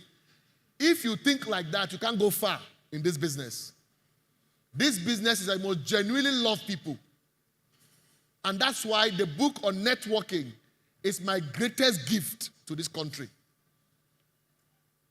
Networking, you must learn how to network your way with people. And when you are coming to the networking table, don't think about what you're going to get. Think about what you're going to give. That's the secret of my story. My story is that I have gone this far in my life because certain humans, even those I didn't mention, people I couldn't remember to mention, had played critical roles in my life. And they came and saved my life. And today, I am here. And this is just a beginning, because what is coming is much more bigger than what is today. So, ladies and gentlemen, I thank all of you. Thank you. Thank you. Thank you, Richmond. Thank you for all of you that do what you do. Thank you, Sam. This wonderful Sam, COO, thank you. Thank you. Thank you. Thank you to every one of you. Thank you. I'm grateful. I'm glad. Thank you. Thank you. It's a thank you. It's a thank you from my heart. It's a thank you. Remember, Abraham Lincoln said, I do not care about who my grandfather was. I only care about who his grandson is going to become. If each and every one of us live here not thinking about where we are coming from, but thinking about the possibilities that lie ahead, that if we have made mistakes with our relationships in the past, we can mend those relationships, right? And reinvent ourselves and say, in the next couple of years, we will become. And when we become, then we'll do great things. And then this country can begin to honor us like never before. I do not take your respect for granted. I thank you.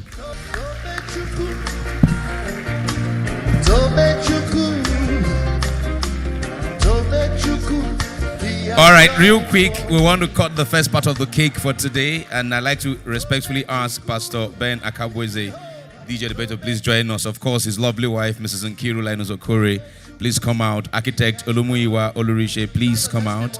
ED at Taj Bank, please come out to join them in cutting the cake. Oluwaseun Odidi, please join them. Dr. Steve Akintayo, the CEO of Gentex Group, please join them. Mona Lisa Chinda, please join them. Engineer Folua Oyedele of Niger Delta Power Holding, please join them. Dr. Ozo, please join them.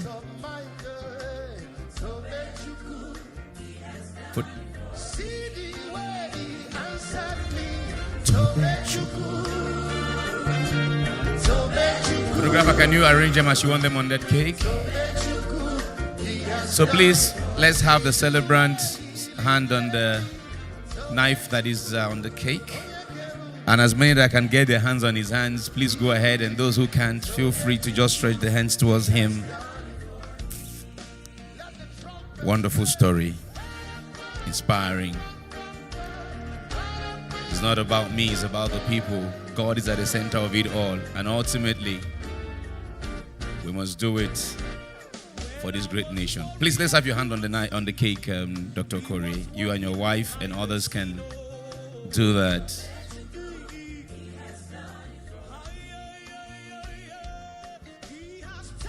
No, cut the one. You're dealing. That came from Ghana. Yeah, that's why it's there. It's the significance of it that has kept it there. From Kepiski in Ghana. So it's the significance that has kept it there. So, yeah. So this is the cake. I want you to focus on the middle one. Yes. You want? Okay, please. Can someone help, please? What's the name of that sweet again? What's the name of the town? Huh? So it's Kuma and it's Bom Bom, right? Kumba and his Bom Bom.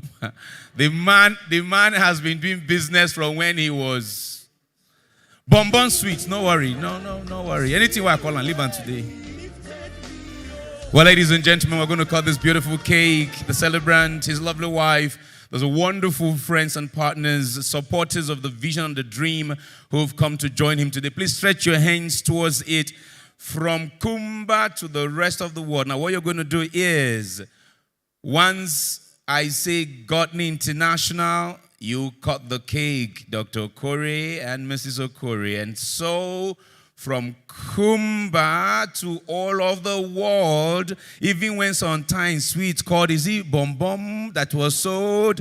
Anyway, to the partners who led and supported this vision, those that provided the pillar of support, ensured that the vision didn't die. We have come many years after, from his young and youthful years to today that we're celebrating 50. One thing has been constant, and that constant thing is for nation building. That constant thing is for capacity building. That constant thing is for leadership development. That constant thing, ladies and gentlemen, is Godney Leadership Center.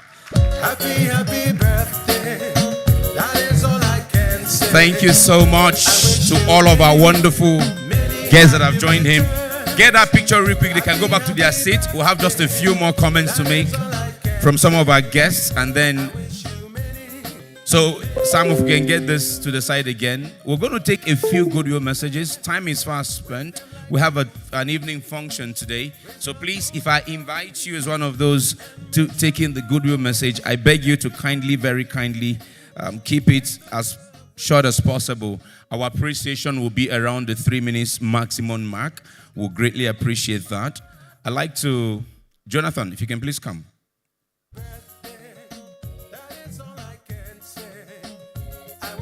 We'd like to begin our Goodwill messages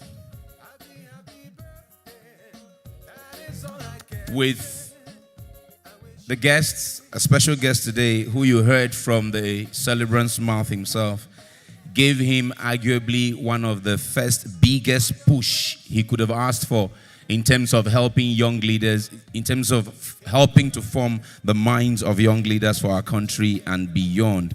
He's joined us here today as well in person, demonstrating that commitment to leadership development and support for what is excellent. Director General, Budget Office of the Nation. Welcome, Pastor, Professor Ben Akabweze. Put your hands together, ladies and gentlemen. You want to speak? Okay, you can come this way, sir. Please come.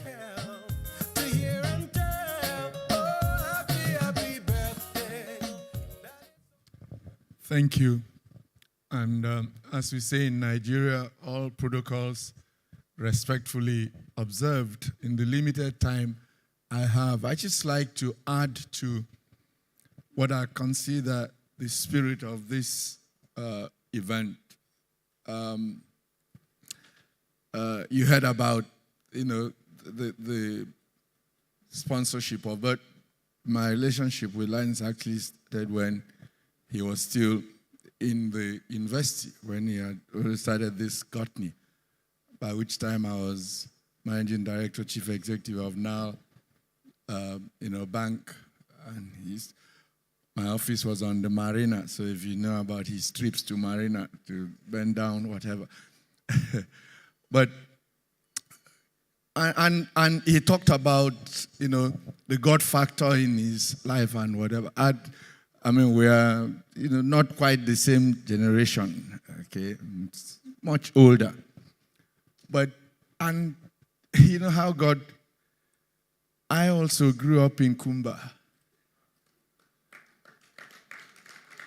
And when you heard him talk about primary 7, yes, in Cameroon, primary school is 7 years, so primary 7. And I went to St. Joseph's College, Sasebuya, the school that he talked about, that he got admission to, but parents couldn't afford. And when he said that, there's a story that I recalled which fundamentally shaped my life. A lot of people say, oh, you're humble and all of that, but there's something that happened. In Cameroon then, in primary school, the common entrance was a big deal to secondary school. And when you passed in what they call a list A, if you pass in what they call list A, then you automatically earn a scholarship from the government to secondary school. And in my class in that year, the 4 of us passed in list A. And so went to government scholarship. But that year, just when people were now to be posted to schools, the Minister of Education woke up and changed the policy and said that scholarship no longer applied to foreign students, but only to Cameroonians. And so, St. Joseph's College, Sase, was regarded as the topmost, owned by the Catholic school, secondary school in the country. But, it wasn't cheap to attend. But thankfully, my parents could afford. But in our class, so 4 of us passed in list A, 3 of us happened to be Nigerians. Only 1 Cameroonian. So she got in. Me and the other fellow, our parents could afford, so we went to Sase. The 3rd guy, his parents couldn't afford to pay his fees to Sase. And so we went to secondary school. The next time we came home on holiday, I saw this guy. He was hawking pomo, kind of the tray on his head. The only difference between that guy and me is that his parents couldn't afford to pay school fees for him to go to secondary school. He was as bright as gifted, and he'd done its own bit, but he couldn't. From there, next time he had moved on from that to becoming an apprentice mechanic. In my young mind, that made such a profound impact and fundamentally changed my view of life. For many of us today, what do you become? You need to be humble about what you become. It's just, you didn't choose the family that you got born into. And so you had nothing to do with, your circumstances. But then it's what you bring to life. And I thank God that, what God has been, of Linus today. And I just, rejoice and celebrate, with him today. And I thank God that their marriage has grown and, he has been very supportive. I remember, that very early, after he made the catch and he brought her to come and, show me. But today, it's not a day for long stories. Congratulations, happy birthday, and I wish you all the best. Thank you very much, sir. Okay, just before I take a few more, I'd like to invite Sam back again, Sam Hart, to tell us briefly about the book that Dr. Okorie mentioned earlier. Connect. Thank you. Thank you very much, Pastor Ben Akhigbe, and every one of you. Good afternoon, everyone. Good afternoon, everyone. Are you getting value so far? Are you glad that you were here? Even on his birthday that he's supposed to be receiving all the goodwill, Dr. Linus has organized an event to give back and impact people's life. This is a testimony of what his life has been all about. How do I give back? Because even on his birthday, this is a give back platform. Because a lot of the people who are here, I see a lot of young faces, and I know that something has been catalyzed in you, a spark has been lit in you that will take you even further. Dr. Linus, when he was talking earlier on, mentioned the fact that he's releasing 2 books this evening at the event that we're having this evening. I just want to let you all know that he has given his permission. Ideally, it is this evening that we are unveiling those books. 2 books. One, you don't want to miss that one. It's called Networking for Results. He is the master of networking here in Nigeria. So if a master of networking has written a book on networking, you don't want to miss that book. The foreword is by, I'm not going to tell you who wrote the foreword. You would love it. And another book that has 100 of his critical quotes, and it is beautiful, and it is an amazing book. That too, 2 of them will be unveiled this evening.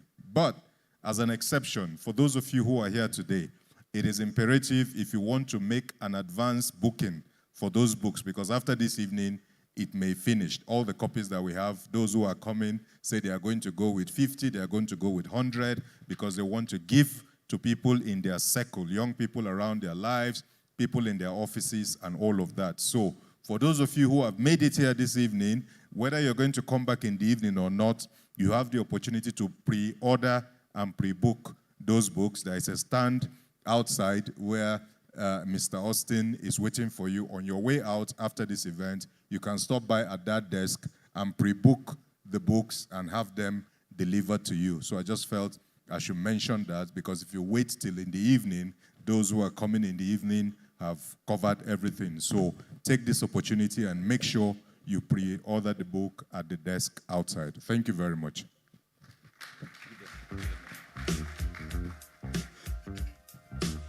Thank you very much. And onwards now to a few more of the Goodwill messages. And this time, I'd like to invite architect Olu Mayowa Olurishe just for a few minutes. Is he here? Has he stepped out? Is that him? All right, please a warm applause, ladies and gentlemen, to welcome him.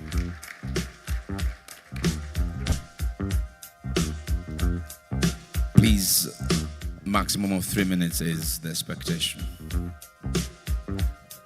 Let's grab that mic. You're welcome. All protocols duly observed. And happy birthday, Dr. Linus. It's a privilege to stand here and celebrate greatness in human form. And I would say Dr. Linus is one person that when you see him, it's nothing below greatness. And just like every other person here, those that have been privileged to speak, I've talked about him, you would all agree that you can't meet Dr. Linus and not have a change of perception of where you are and where you're going to. It defines your future for you.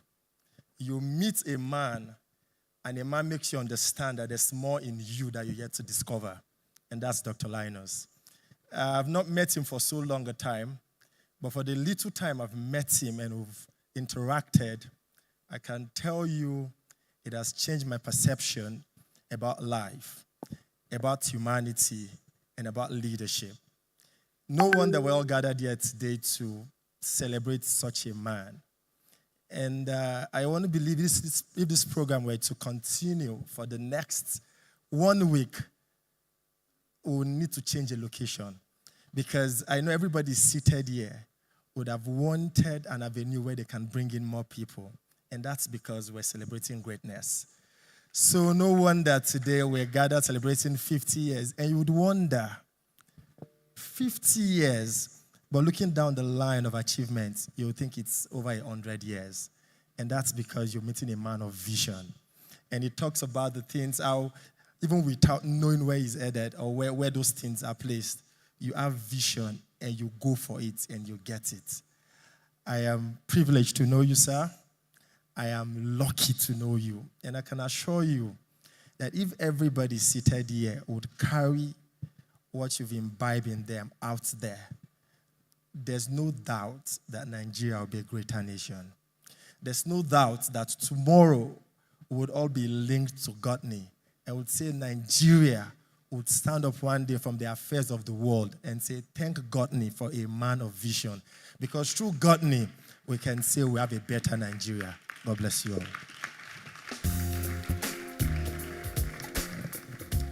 Thank you very much. And now we'll quickly invite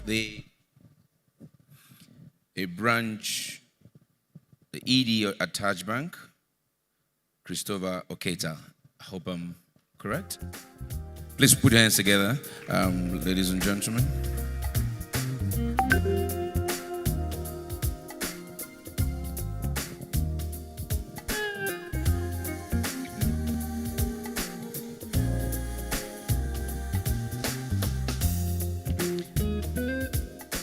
So less, please. Thank you. Let me correct the introduction. I'm his representative. Okay, cool. And he gave me a short story before coming here.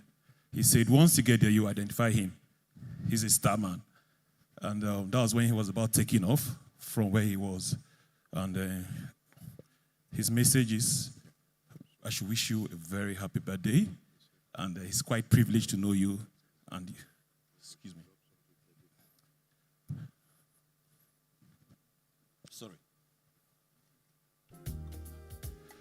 Sorry, it's a call that has been coming through from my boss. His message is to convey his gratitude for knowing you over the years, and he's quite pleased to have you in his life. He said, when I get here, I don't need no introduction. That once I get here, if I see you, I'll know him because of how you present yourself, and you're always looking sharp. And I learned a lot. Thank you for also making me meet Sam Hart. I felt a lot about him. I never met him before today, so it's my pleasure. And happy birthday, sir. Thank you. All right, thank you very much. I'm assuming that all those who are not talking about the book this afternoon, is it afternoon now? Yes, it is, are going to be coming back in the evening where we do the proper unveiling of the book. Otherwise, you're welcome to tell us how many copies you're taking. We'll greatly appreciate that, especially because he has told you where the proceeds from the book sales is going to. He's going into building a university to train leaders, and he's giving you a little bit of a blueprint as to how that is going to function. So please, if you come up, if you're going to come back in the evening, we'll welcome you to do that. Otherwise, please let us know what it is you're doing about the book in supporting the vision behind the book and the author. Onwards now to one man who is also a game changer, a nation builder in his own sector, Chief Executive Officer of GTEX Group, Dr. Stephen Akintayo.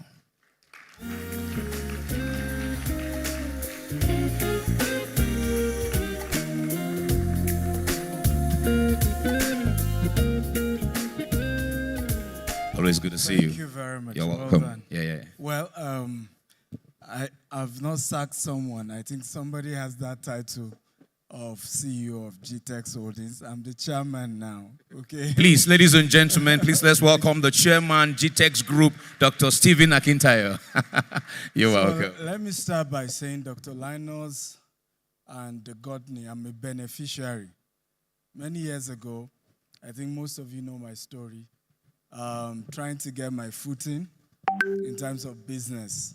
I used to come to Abuja to do events, and I remember one of those events, he was having leadership events. It was free, right? And I came really inspired.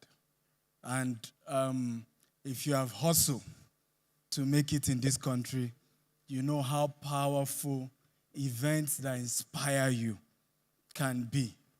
And for me, for someone who started business with just 1,000 naira in this country, and today we're on 4 continents, it was events like that that spur the fire, the success that you see. And so oftentimes in my office, they're often asking me, why do you always sponsor Godney events? I said, because I'm also a beneficiary. And there are more people that by sponsoring those events are in my position where I used to be over 10 years ago, who will also be impacted, and years to come, we're talking about how they've built a global empire. Happy birthday, Dr. Linus. You know, thank God for you. Thank God for your supportive wife. And I know this is just the beginning. And that university will be a global star. And we'll realize it, we'll achieve it, and God will help us raise the funds. Thank you. Thank you very much. Thank you, sir. Thank you. Okay, we're moving on from real estate developer, guru, if you like, to this time one who is also a game changer, renowned in her own field of endeavor, veteran actor, movie producer, Godney alumni, Mona Lisa Chinda.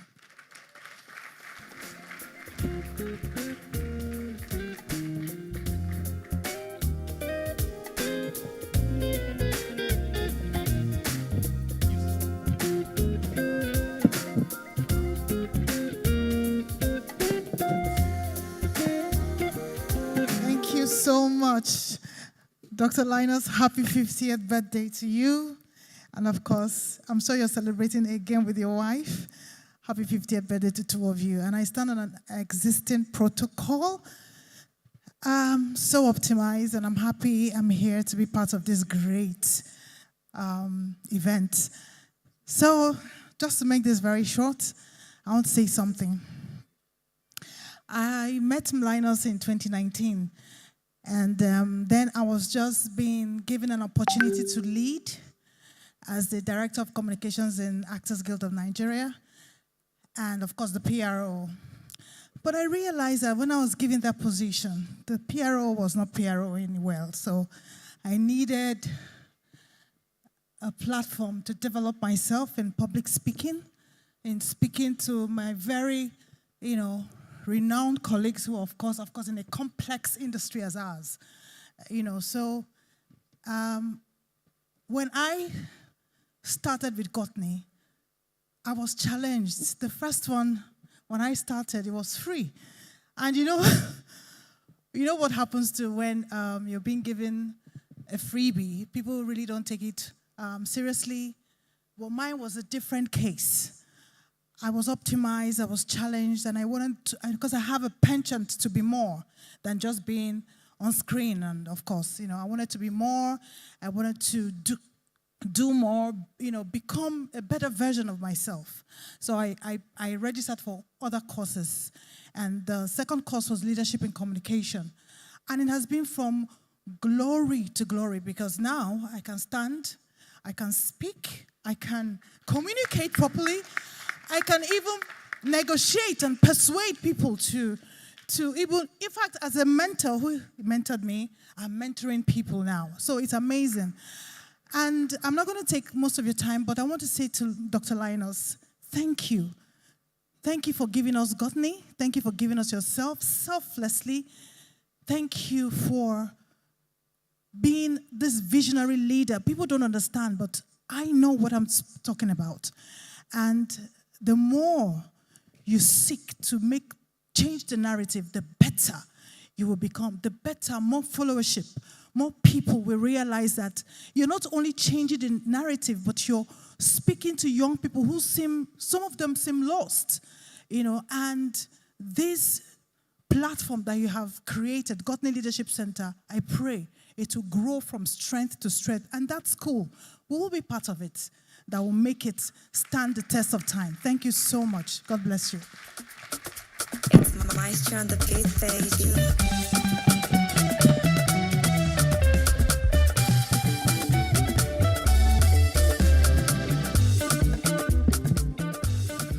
Thank you very much.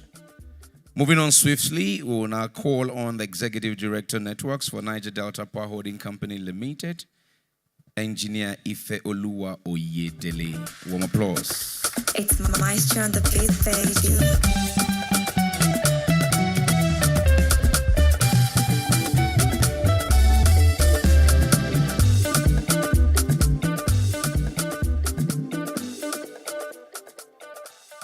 Good afternoon, distinguished ladies and gentlemen. Dr. and Mrs. Okorie, it's my pleasure to be here this afternoon. I wasn't expecting to speak here. It's very dangerous to invite a politician to speak at a public event. We just go on and on and on and on. But, having just come back from a primary election that never took place. And so when I was asked to appeal to the Congress Appeal Committee, I said, you don't build something on nothing. So if the event did not take place, why should I appeal for an event that didn't take place? But we talk about leadership, and we associate it with Dr. Linus Okorie. But I can say without any iota of doubt that he is a gift to this nation. And why do I say that? Why do I say that? I say that because many of us think that leadership is at the top. Leadership is at every level. And I've learned that even as a primary school student, you can be a leader. And that is what is missing in this country. So for somebody to get up and say, I'm going to build leaders, it's not a very popular, very lucrative business.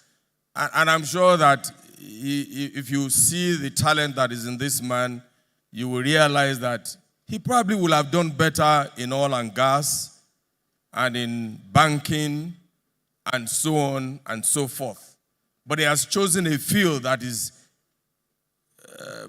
very important for the development of our nation, but that is often ignored. And so I want to thank you for your services to the nation of Nigeria. And I can say that, and I will pray that the next 50 years will be far, far better, exceedingly better than the last 50 years. You know, just before I close, there was a video that was circulating recently, and it tells about when a man dies. When you die, somebody will come, your relatives will come to your house and begin to take out everything, empty your drawers and everything. And so all of these things that we have acquired, all of those nice LV shoes, Salvatore and everything, they just put a Ghana must go back and begin to dump those things. All of those awards and certificates and this and that. They just begin to dump them in those Ghana must go bags, and it means nothing. However, if you have impacted the lives of others, like those gentlemen that he mentioned, those 6 men, one of them is Gamaliel Onosodi. He's no more. But look, many people here who don't even know Gamaliel Onosodi have met him today.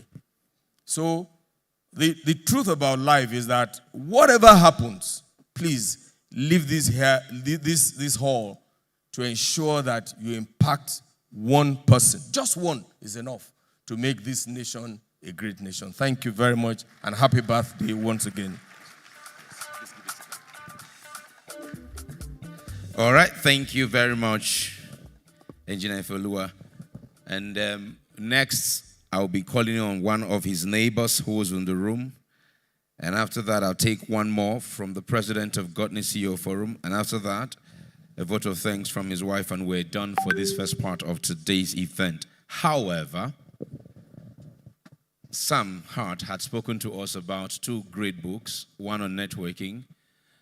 And I, for one, totally understand the value of networking. I've come this far understanding some ABCs of networking. But if someone dedicates their time to teaching you what they have learned, did you hear the story he told? How he networked his way from secondary school, from primary school, all the way to university and into where he is.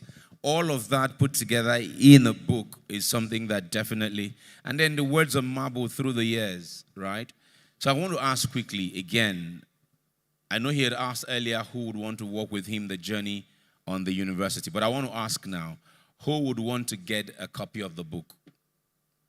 Who would want to get a copy of the book? Brilliant stuff, brilliant stuff. You heard Mona Lisa say that most times things that are given for free are not very well appreciated. Now, you've got to put your money where your mouth is. For just 200K, you get a copy of the launch price of the book, one of them. And for another 100K, you get another copy of the other book. And for just 300K, when we say 300 these days, they look one kind. In dollar, that is... Where are my mathematicians and speculators? Somebody converts. Less than is way less than 300. Is way less than 300. That's like 200 and... Okay, then I agree with you. Let's round it off, $300. Small change. Tell somebody by your side, small change. Tell the person, go and buy it. You need to keep those books in your library, right? Fantastic. So we're going to move on now and listen to, as I said, one of his neighbors. Let's welcome Dr. Uzo. Dr. Uzo, a round of applause, ladies and gentlemen.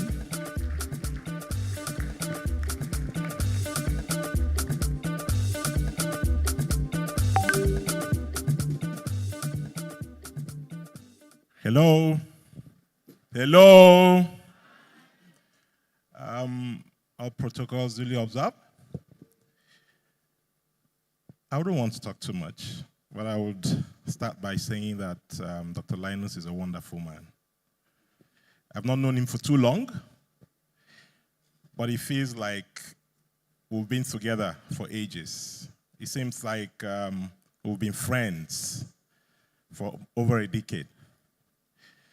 Yes, the very first time we met, I had moved into the estate where he lives. We're actually neighbors side by side. And I actually met his beautiful wife first, and she was like, you have a daughter? I said, yes. How old is she? At that time, I think about 11, thereabout. I said, oh, now my daughter will have someone to play with. So it struck me, and I'm like, I need to know this family a lot more. And then when I met Mr. Linus, I'm like, I know this man somewhere. I've seen him somewhere.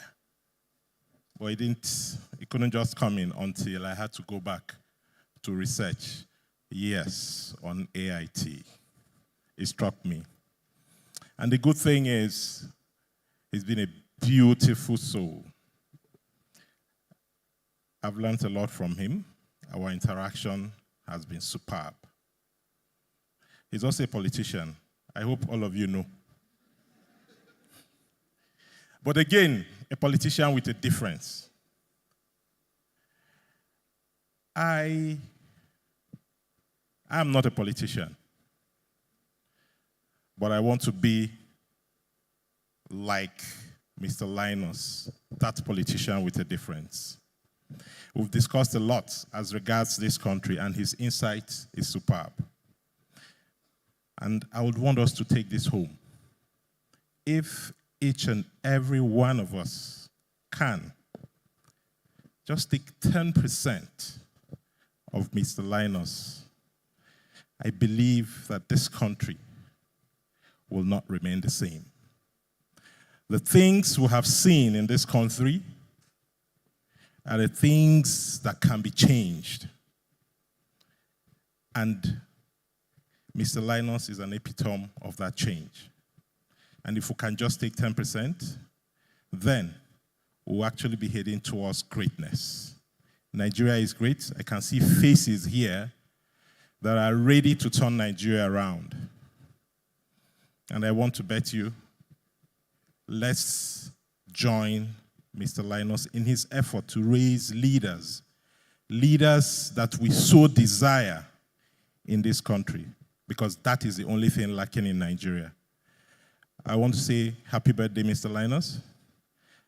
I want to say thank you for the little you have added to me. I want to also appreciate your wife for being a beautiful and a wonderful neighbor, a family friend. And I know that this relationship just started, but it's going somewhere. I will be part of Goodwill. And I will support you at every point. Anytime you need my support, please call on me. I'll be with you. Thank you. Thank you very much. If everyone here can take 10% of the doctor, it's very simple. You know, okay, let me tell this short story. A pastor was trying to learn a lot about one other pastor. People you know very well, I won't mention their names.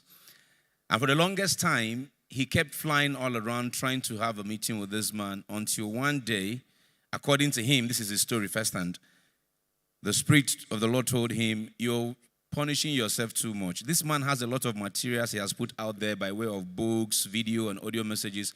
Begin by listening and taking in what he knows until you meet him and start a relationship. So the way we can take those 10% is by reading these books that he has put out. So you don't leave here without a copy of the book. In fact, with the book, I believe you can get more than 10%. He's poured years of experience into those books. He's poured years of practical doings on how to get things done, how to fail, how to succeed, and how to stand excellently. He's put them in those books. So you don't leave here without those books. Get a copy or get 2 copies or get copies for those who can and, donate to those who those books will change their life. Ensure you do that, right? Okay, so we'll take the final Goodwill. And after the final Goodwill, it might interest you to know that there was an essay competition that was conducted via social media by Dr. Linus Okorie, MFR, and his team, still part of the way of giving back. Another good reason why you should continue to support the brand, Dr. Linus Okorie and Godney and all that they do. I'll tell you a little bit more about this essay and quickly give out the prizes before the vote of thanks. But for now, let's welcome the president of the Godney CEO Forum, the Honorable Sheena Pella.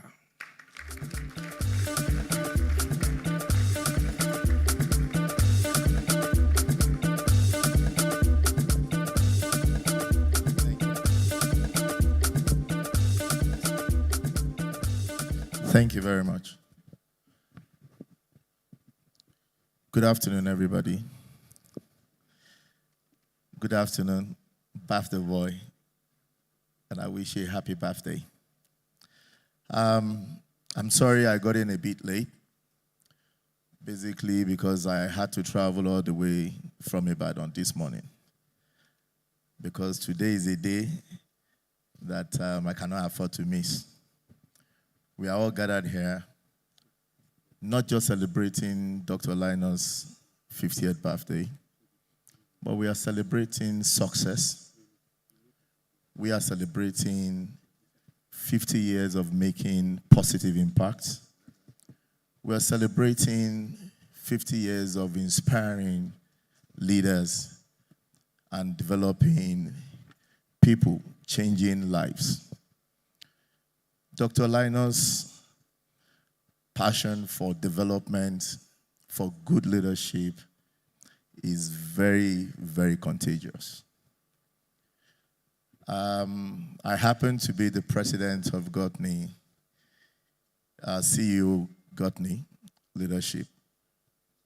And I can tell you, as myself, I have learned a lot from Dr. Linus Okorie. He is somebody that if you have an experience with, your life can never be the same. He's somebody that will go out of his way to make sure that things are done. There is one thing that me and him we say it is for me. Everything is for me. No matter what happens, he's so focused and he's always making sure that the job is done. It made me to realize that there's a huge difference between success and riches. I know many of us will want to be rich and will focus on want to make money. But one good thing that you must understand is every successful person in life will be rich, but every rich man would not be successful. So Dr. Linus, to many more years of changing lives, to many more years of inspiring leaders and developing minds. On behalf of the CEO Leadership Forum, and also as an alumnus of Godney Leadership Center, on behalf of the alumni of Godney, I wish you a happy birthday, long life, good health, and prosperity. I will use this opportunity to invite everyone to our leadership conference that will be coming up, in Ghana, Accra, at Kempinski Hotel on the 17th and 18th of this month. It is an event that is worth to attend. Please, everybody, I want us to join me to sing a happy birthday song to this jolly good fellow, Dr. Linus Okorie. You can stand up, sir. We will sing for you now. Yeah. So, happy birthday to you. Happy birthday to you. Happy birthday. Happy birthday to you. Thank you very much. Happy birthday, Dr. Linus Okorie. Thank you. It's Maestro on the beat, baby. Please be seated. Please be seated. Dickens Sly. Okay. Who am I to say no when Morgan has said yes? Dickens Sylvester is a publisher himself, another of those game changers in the country as well. It's good. Please come this way. It's good. Please give me a round of applause, ladies and gentlemen. Wonderful. Please go ahead. Thank you very much, and good afternoon, everyone. Happy birthday to one of Nigeria's best, one of Africa's best, and indeed an exceptional personality who is not just a friend, who is not just a brother, who I consider a co-laborer, working together to build a new generation of leaders for our great country, leaders who will not think of what they can get from the country or what they can give. Thank you, Linus, for your years of service, hard work, efforts to impact lives. We're talking last night, I think at lunch yesterday, over 1,000 young people have been impacted through your efforts. Just thinking of that numbers, I just imagine what investment you have made in this nation. 1,000 young people whose mindset about leadership is being shaped, influenced in the right direction. Thank you. We may never be able to thank you enough, but I want you to know that many of us recognize the work you do. And that's why last year at the National Daily Awards, you were one of our heroes that we celebrated for your efforts in leadership. Please put our hands together and celebrate this great Nigerian. You're an icon indeed. And just to think that you're celebrating 50, one would have thought that you've been here working for the 50 years, but you've been only here for 50 years. So I can imagine what more God can make happen with your life. And we just pray that God gives you more opportunities to impact even more lives. And more importantly, Brother Linus, I would say, these lives you have impacted, you may not know how many more lives they are impacting. But I just imagine on that day how many people would come to you and say, thank you. And you look at them and say to them, I never met you. Yes, you may never have met them on this side of eternity, but many whose lives you impacted have impacted these people through times. Thank you for all you do. I want to thank your wife, especially, and your children. Thank you for your patience, ma'am. Thank you for all you did to support him, because if not for your support, he would never have been able to accomplish the many successes we celebrate today. Thank you for standing by him. Thank you for believing in him. Thank you for all you've done. I know a little, but there's so much more that none of us could ever know. Those times where he would be home alone with you are those very trying times. Thank you for your soothing words. Thank you for those encouragements. Thank you for giving him a shoulder to lean on. And thank you for making him believe that there is much more he can accomplish. Linus, once again, happy birthday. We are together, and we'll be together until the rapture. God bless you. It's Maestro on the beat, baby. The King Sylvester the Blessed Ebodahe is the publisher of National News Daily. You heard him speak about the award Dr. Linus got from them last year. Please give him another round of applause. And I also like to add, if you know and appreciate gospel music, that's Joe Praise's elder brother. Okay, so I'm going to invite, now, when the call for this essay on the title, Leadership Excellence in Nigeria, reflecting on Linus Okorie's legacy and vision, When that AC competition was called for on social media, over 400 people sent in their entries. And of course, it went through the rigors of being screened by an expert panel, and we've arrived at 10 from across the country. I will quickly, in no particular order, invite these 10 finalists on stage, after which I will announce the top 3 who will be walking away with 500,000, 300,000, and 200,000 naira.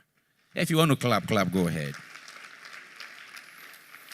In no particular order, if you're here and you hear your name, okay, I'm told 2 are not here, so I'm just going to mention the 2 who are not here and then proceed to the 8 who are here.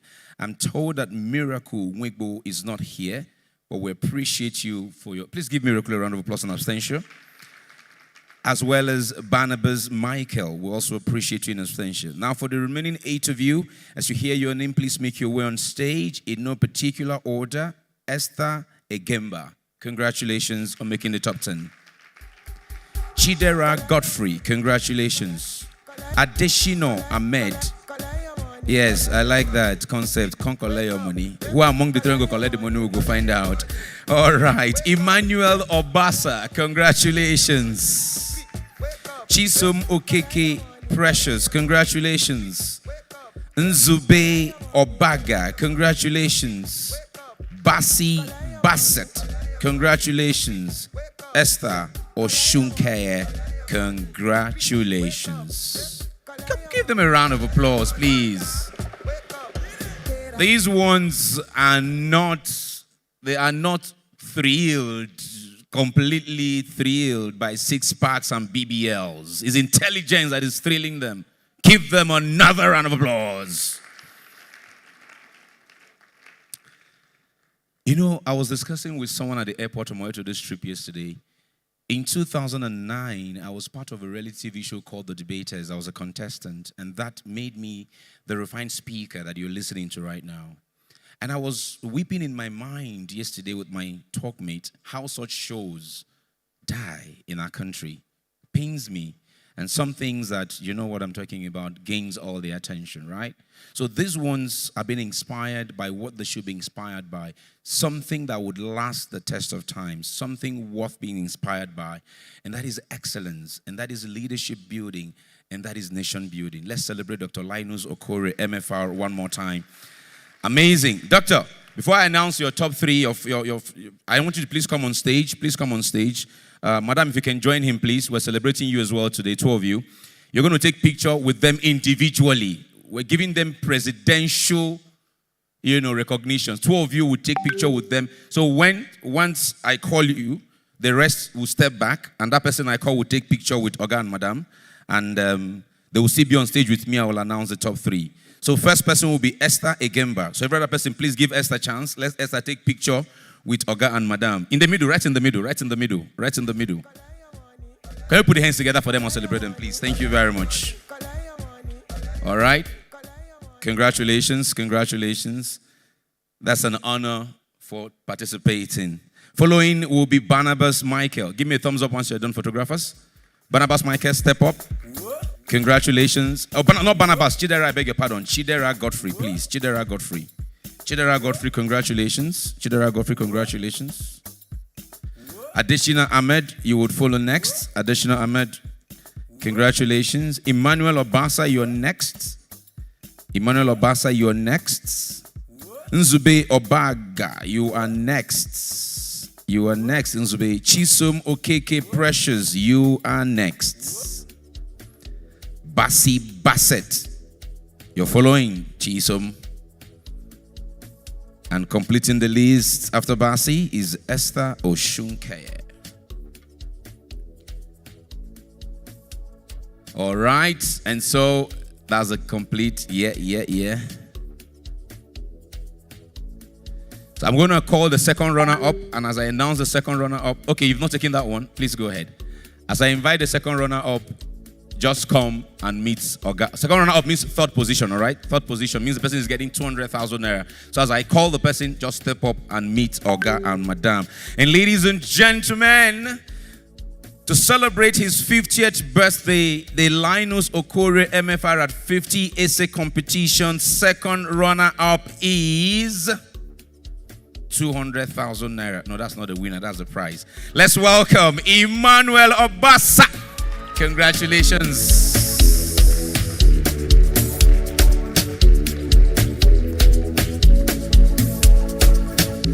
Modernization, chicken from any pressure. First runner-up, second position. Let's welcome, getting a prize of 300,000 naira, Adeshino Ahmad Olamide.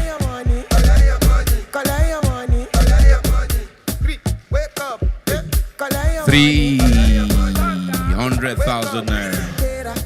And now, ladies and gentlemen, Dr. Linus Okorie MFR essay competition for his 50th birthday winner, the best essay writer of the nearly 500 entries from across the continent, using social media the right way, getting inspired for the right reasons. Celebrates, make welcome for 500,000 naira, Omolara Esther Oshunkeye.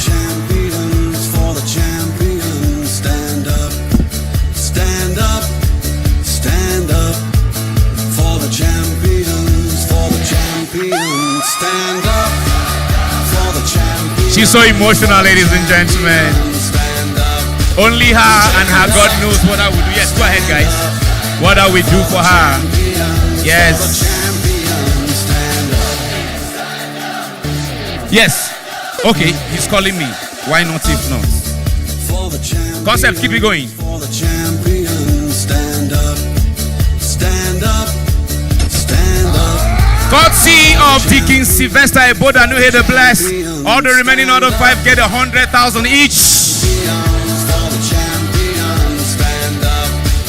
All right, guys, hold on. The rest of you, join the picture here. Join the picture real quick. You know, while the competition was going on, a gentleman who works for MTN, his name is Dimeji Joseph, chatted me up and said, Mr. Linus Okorie, I followed you. I love what you're doing. I want to ensure that the 500 you put before, we want to make it up to a total of 1 million. And he has already delivered his 500,000, to that process. So what that means is that the first winner was supposed to go home with, before was supposed to go with 300, right? And then 250. So now you are going home with 500. Courtesy Joseph Dimeji. Can we celebrate Joseph Dimeji? Money where we got you know we'll finish you. And now let's also celebrate my brother Sylvester. You made it happen for me. So everyone is going for something. Let me tell you, one of my biggest dreams also is to make sure that when the university is in place, right? Some of the biggest, largest sums of rewards will go to the intellectuals. People who play with knowledge. I want to see a time in this country when, you put a $50,000, for somebody who is producing something that is sustainable. So I believe it will happen in this country. And congratulations to all of you. Congrats. Congratulations. And so, by the special grace of God, your money will get into your accounts today. Bye-bye. So, Deacon Sylvester's contribution is from the National Daily newspaper. So, again, thank you very much. Please celebrate them one more time, ladies and gentlemen. Thank you. You can all go back to your seats. Mrs. Nkiru Okorie, you will stay with me.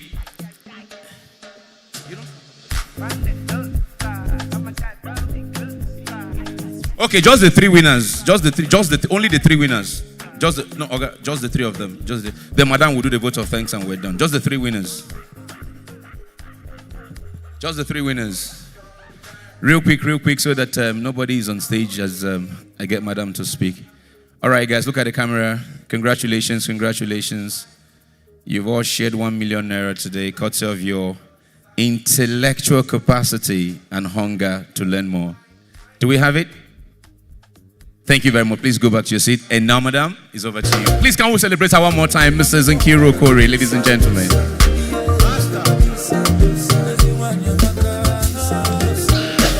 A good woman no coming from the Lord.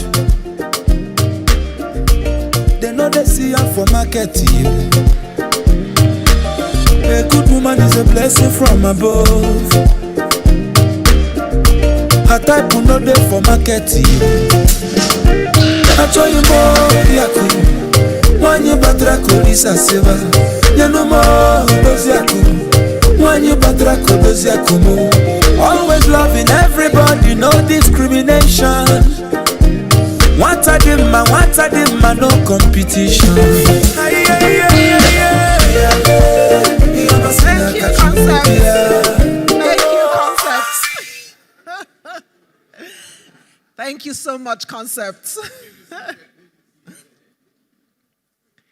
I want to use this opportunity to wish the love of my life a happy birthday. It's been 16 years of knowing him. And it's been 16 beautiful years. So I wish you a happy, happy birthday. Now, I want to say thank you to everybody that has made it here today to honor him. We do not take this honor for granted. I appreciate you all. We appreciate you all because we're actually co-celebrating. On this note, we look forward to inviting you all in the next 50 years to celebrate 100 years with us. So if you want to join that train in the next 50 years, stay connected to us. Have a beautiful day.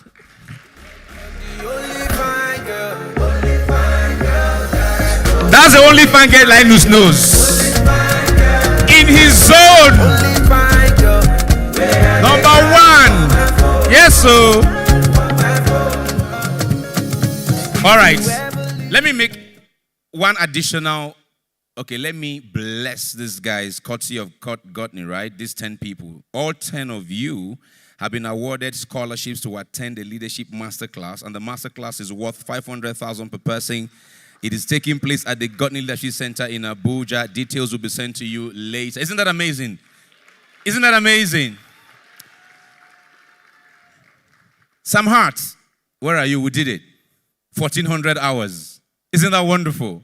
Great guy, you are. Great guy. I want to celebrate and appreciate every staff of Goodwill, every event person that has put this together, everyone that has been a part of this one way or the other.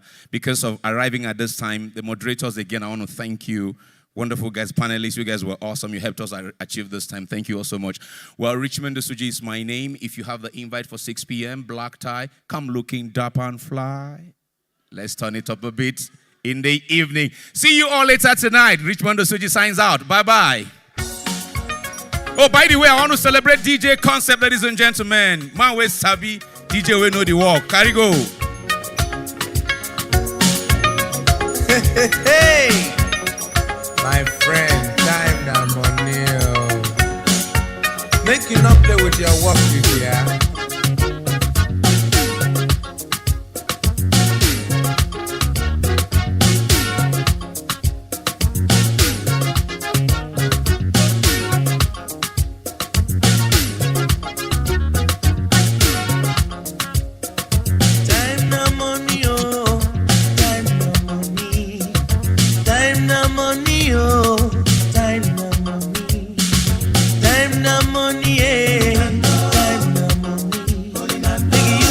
Time well, no waka waka, no gossip, no spoil another man. Use your time well, do better thing. Money no dey come from heaven, do better thing. Money go come. Now true word that they tell you so. Money no. Hey, true word not be cheap, my brother. Not the spoil person. Yeah.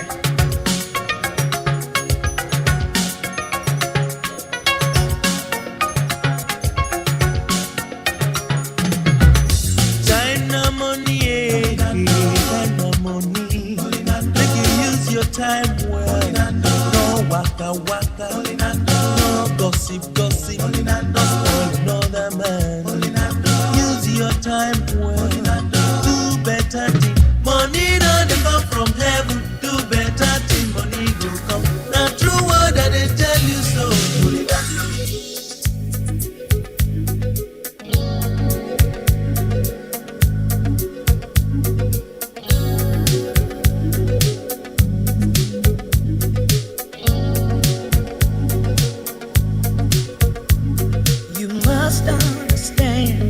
Touch of your hand makes my pulse react. That it's only the thrill of boy meeting girl, opposites attract. It's physical, only logical. You must try to ignore that it means more than that. Oh, what's love got to do with it? What's love but a second-hand emotion? What's love got to do with it? Who needs a heart when a heart can be broken? It may seem to you that I'm acting confused when you're close to me. If I tend to look dazed, I read it someplace. I've got cause to be. There's a name for it. There's a phrase that fits. But whatever the reason, do it for me.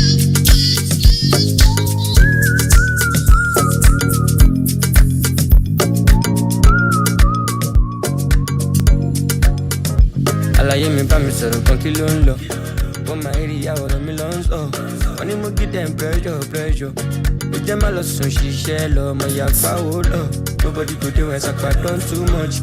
Ladies and gentlemen, with every due respect, we're not hassling anybody, but we have 10 minutes to vacate the auditorium, 10 minutes, because we need to start setting up immediately for the next event. Please, Please, in the next 10 minutes, please. Thank you. My life no stress. Òtútù, ó wọ̀nyó. Bákàrà sí mi alákòórí o. Ohun tó ń ṣe yín kọ́ ló ń ṣe mí o. Ẹjẹ́ lọ́mọ tá ń ṣe ànábì novice. Yépa, yépo, àṣàmọ̀dì. Ọ̀gá no dey form of Kasabi. Michael Scoville, as you can see. Àbí zombies, kò kàn mí. Òtútù, ó wọ̀nyó. Bákàrà sí mi alákòórí o. Ohun tó ń ṣe yín kọ́ ló ń ṣe mí o. Ẹjẹ́ lọ́mọ tá ń ṣe ànábì novice. Yépa, yépo, àṣàmọ̀dì. Ọ̀gá no dey form of Kasabi. Michael Scoville, as you can see. Àbí zombies, kò kàn mí. But your birthstone, you an earth tone. I miss and need you bad, baby, come home. You want me make it happen, baby, I know. Want me to keep you happy, baby, I know. Penthouse, condo, gonna one, I'm a piano. You want me make it happen, baby, I know. I'm here to make you smile when you feel low. Happiness, everythingness. My life no stress. Fine boy no ex. Happiness, it's a feeling. Your life no stress. Òtútù, ó wọ̀nyó. Bákàrà sí mi alákòórí o. Ohun tó ń ṣe yín kọ́ ló ń ṣe mí o. Ẹjẹ́ lọ́mọ tá ń ṣe ànábì novice. Yépa, yépo, àṣàmọ̀dì. Ọ̀gá no dey form of Kasabi. Michael Scoville, as you can see. Àbí zombies, kò kàn mí.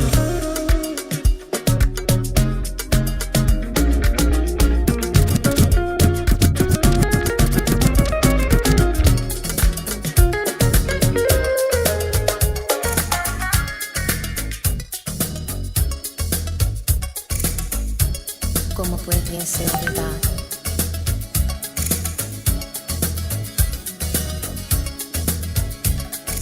Last night I dreamt of San Pedro. Just like I'd never gone, I knew the song. A young girl with eyes like the desert. It all seems like yesterday, not far away. Tropical, the island breeze, all of nature wild and free. This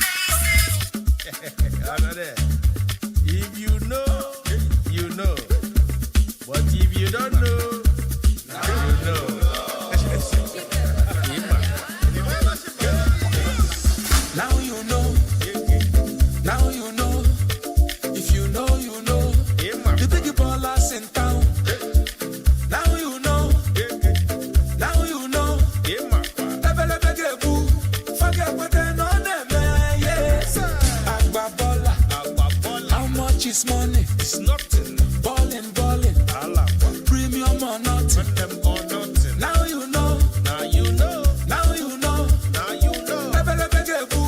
Forget what they know.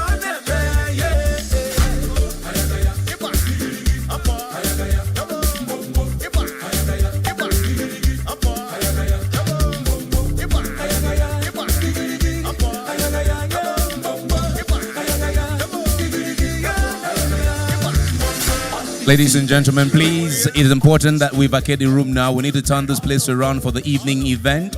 Extremely important that we take every networking to the foyer of this hall. Thank you all for understanding. Extremely important because once they start flipping the hall, it will be a matter of safety concerns so that they don't injure anyone with moving tables or chairs or glasses. So please kindly vacate the hall now. We need to free the Congress Hall at this time. We're flipping the hall to get ready for 6 p.m. Kindly, very kindly, take all networking to the foyer, to the red carpet. Enjoy it there because we will not be setting up there. We're setting up in here. Thank you for your understanding and cooperation. See you in the evening. Cheers.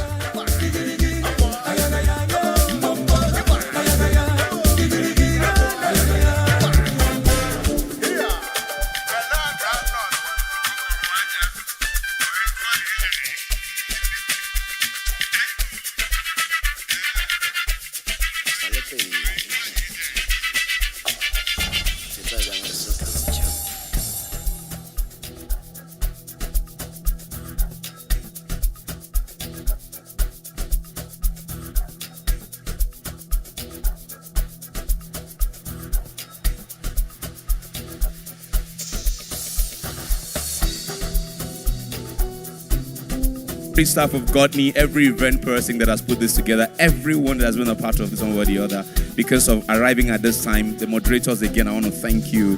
Wonderful guys, panelists, you guys were awesome. You helped us achieve this time. Thank you all so much. Well, Richmond Suji is my name. If you have the invite for 6 p.m., black tie, come looking dapper and fly. Let's turn it up a bit in the evening. See you all later tonight. Richmond Suji signs out. Bye-bye. Oh, by the way, I want to celebrate DJ Concept, ladies and gentlemen. Man, where's Jabi? DJ will know the walk. Carry go. Hey, my friend, time now money. Make you not play with your work, yeah.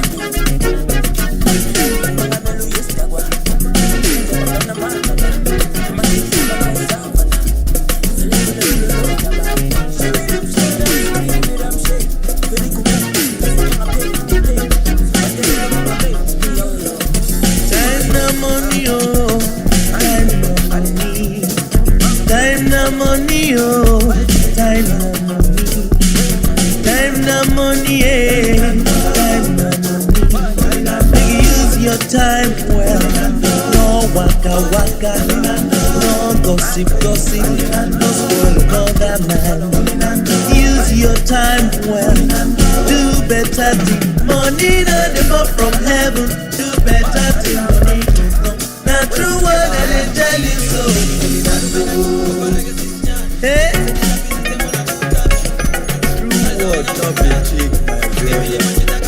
Not the square person, not you, yeah.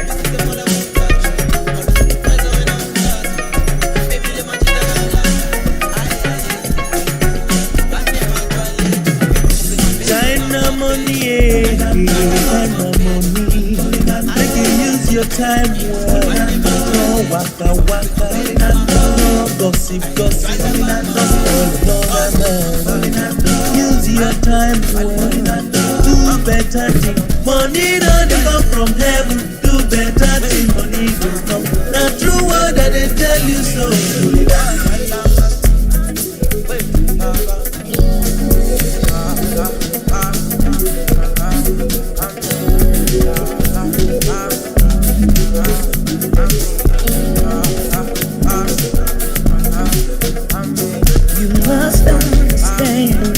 Touch of your hand makes my folks react. That it's only the thrill for me, girl. It's a trap. It's physical, only logical. You must try to ignore that it means more than that. Oh, what's love got to do? Got to do with it. What's love but a second-hand emotion? What's love got to do? Got to do with it. Who needs a heart when a heart can be broken? It may seem to you that I'm acting confused when you're close to me. If I tend to look dazed, I read it someplace. I've got cause to be. There's a name for it. There's a phrase that is. But whatever do it for me.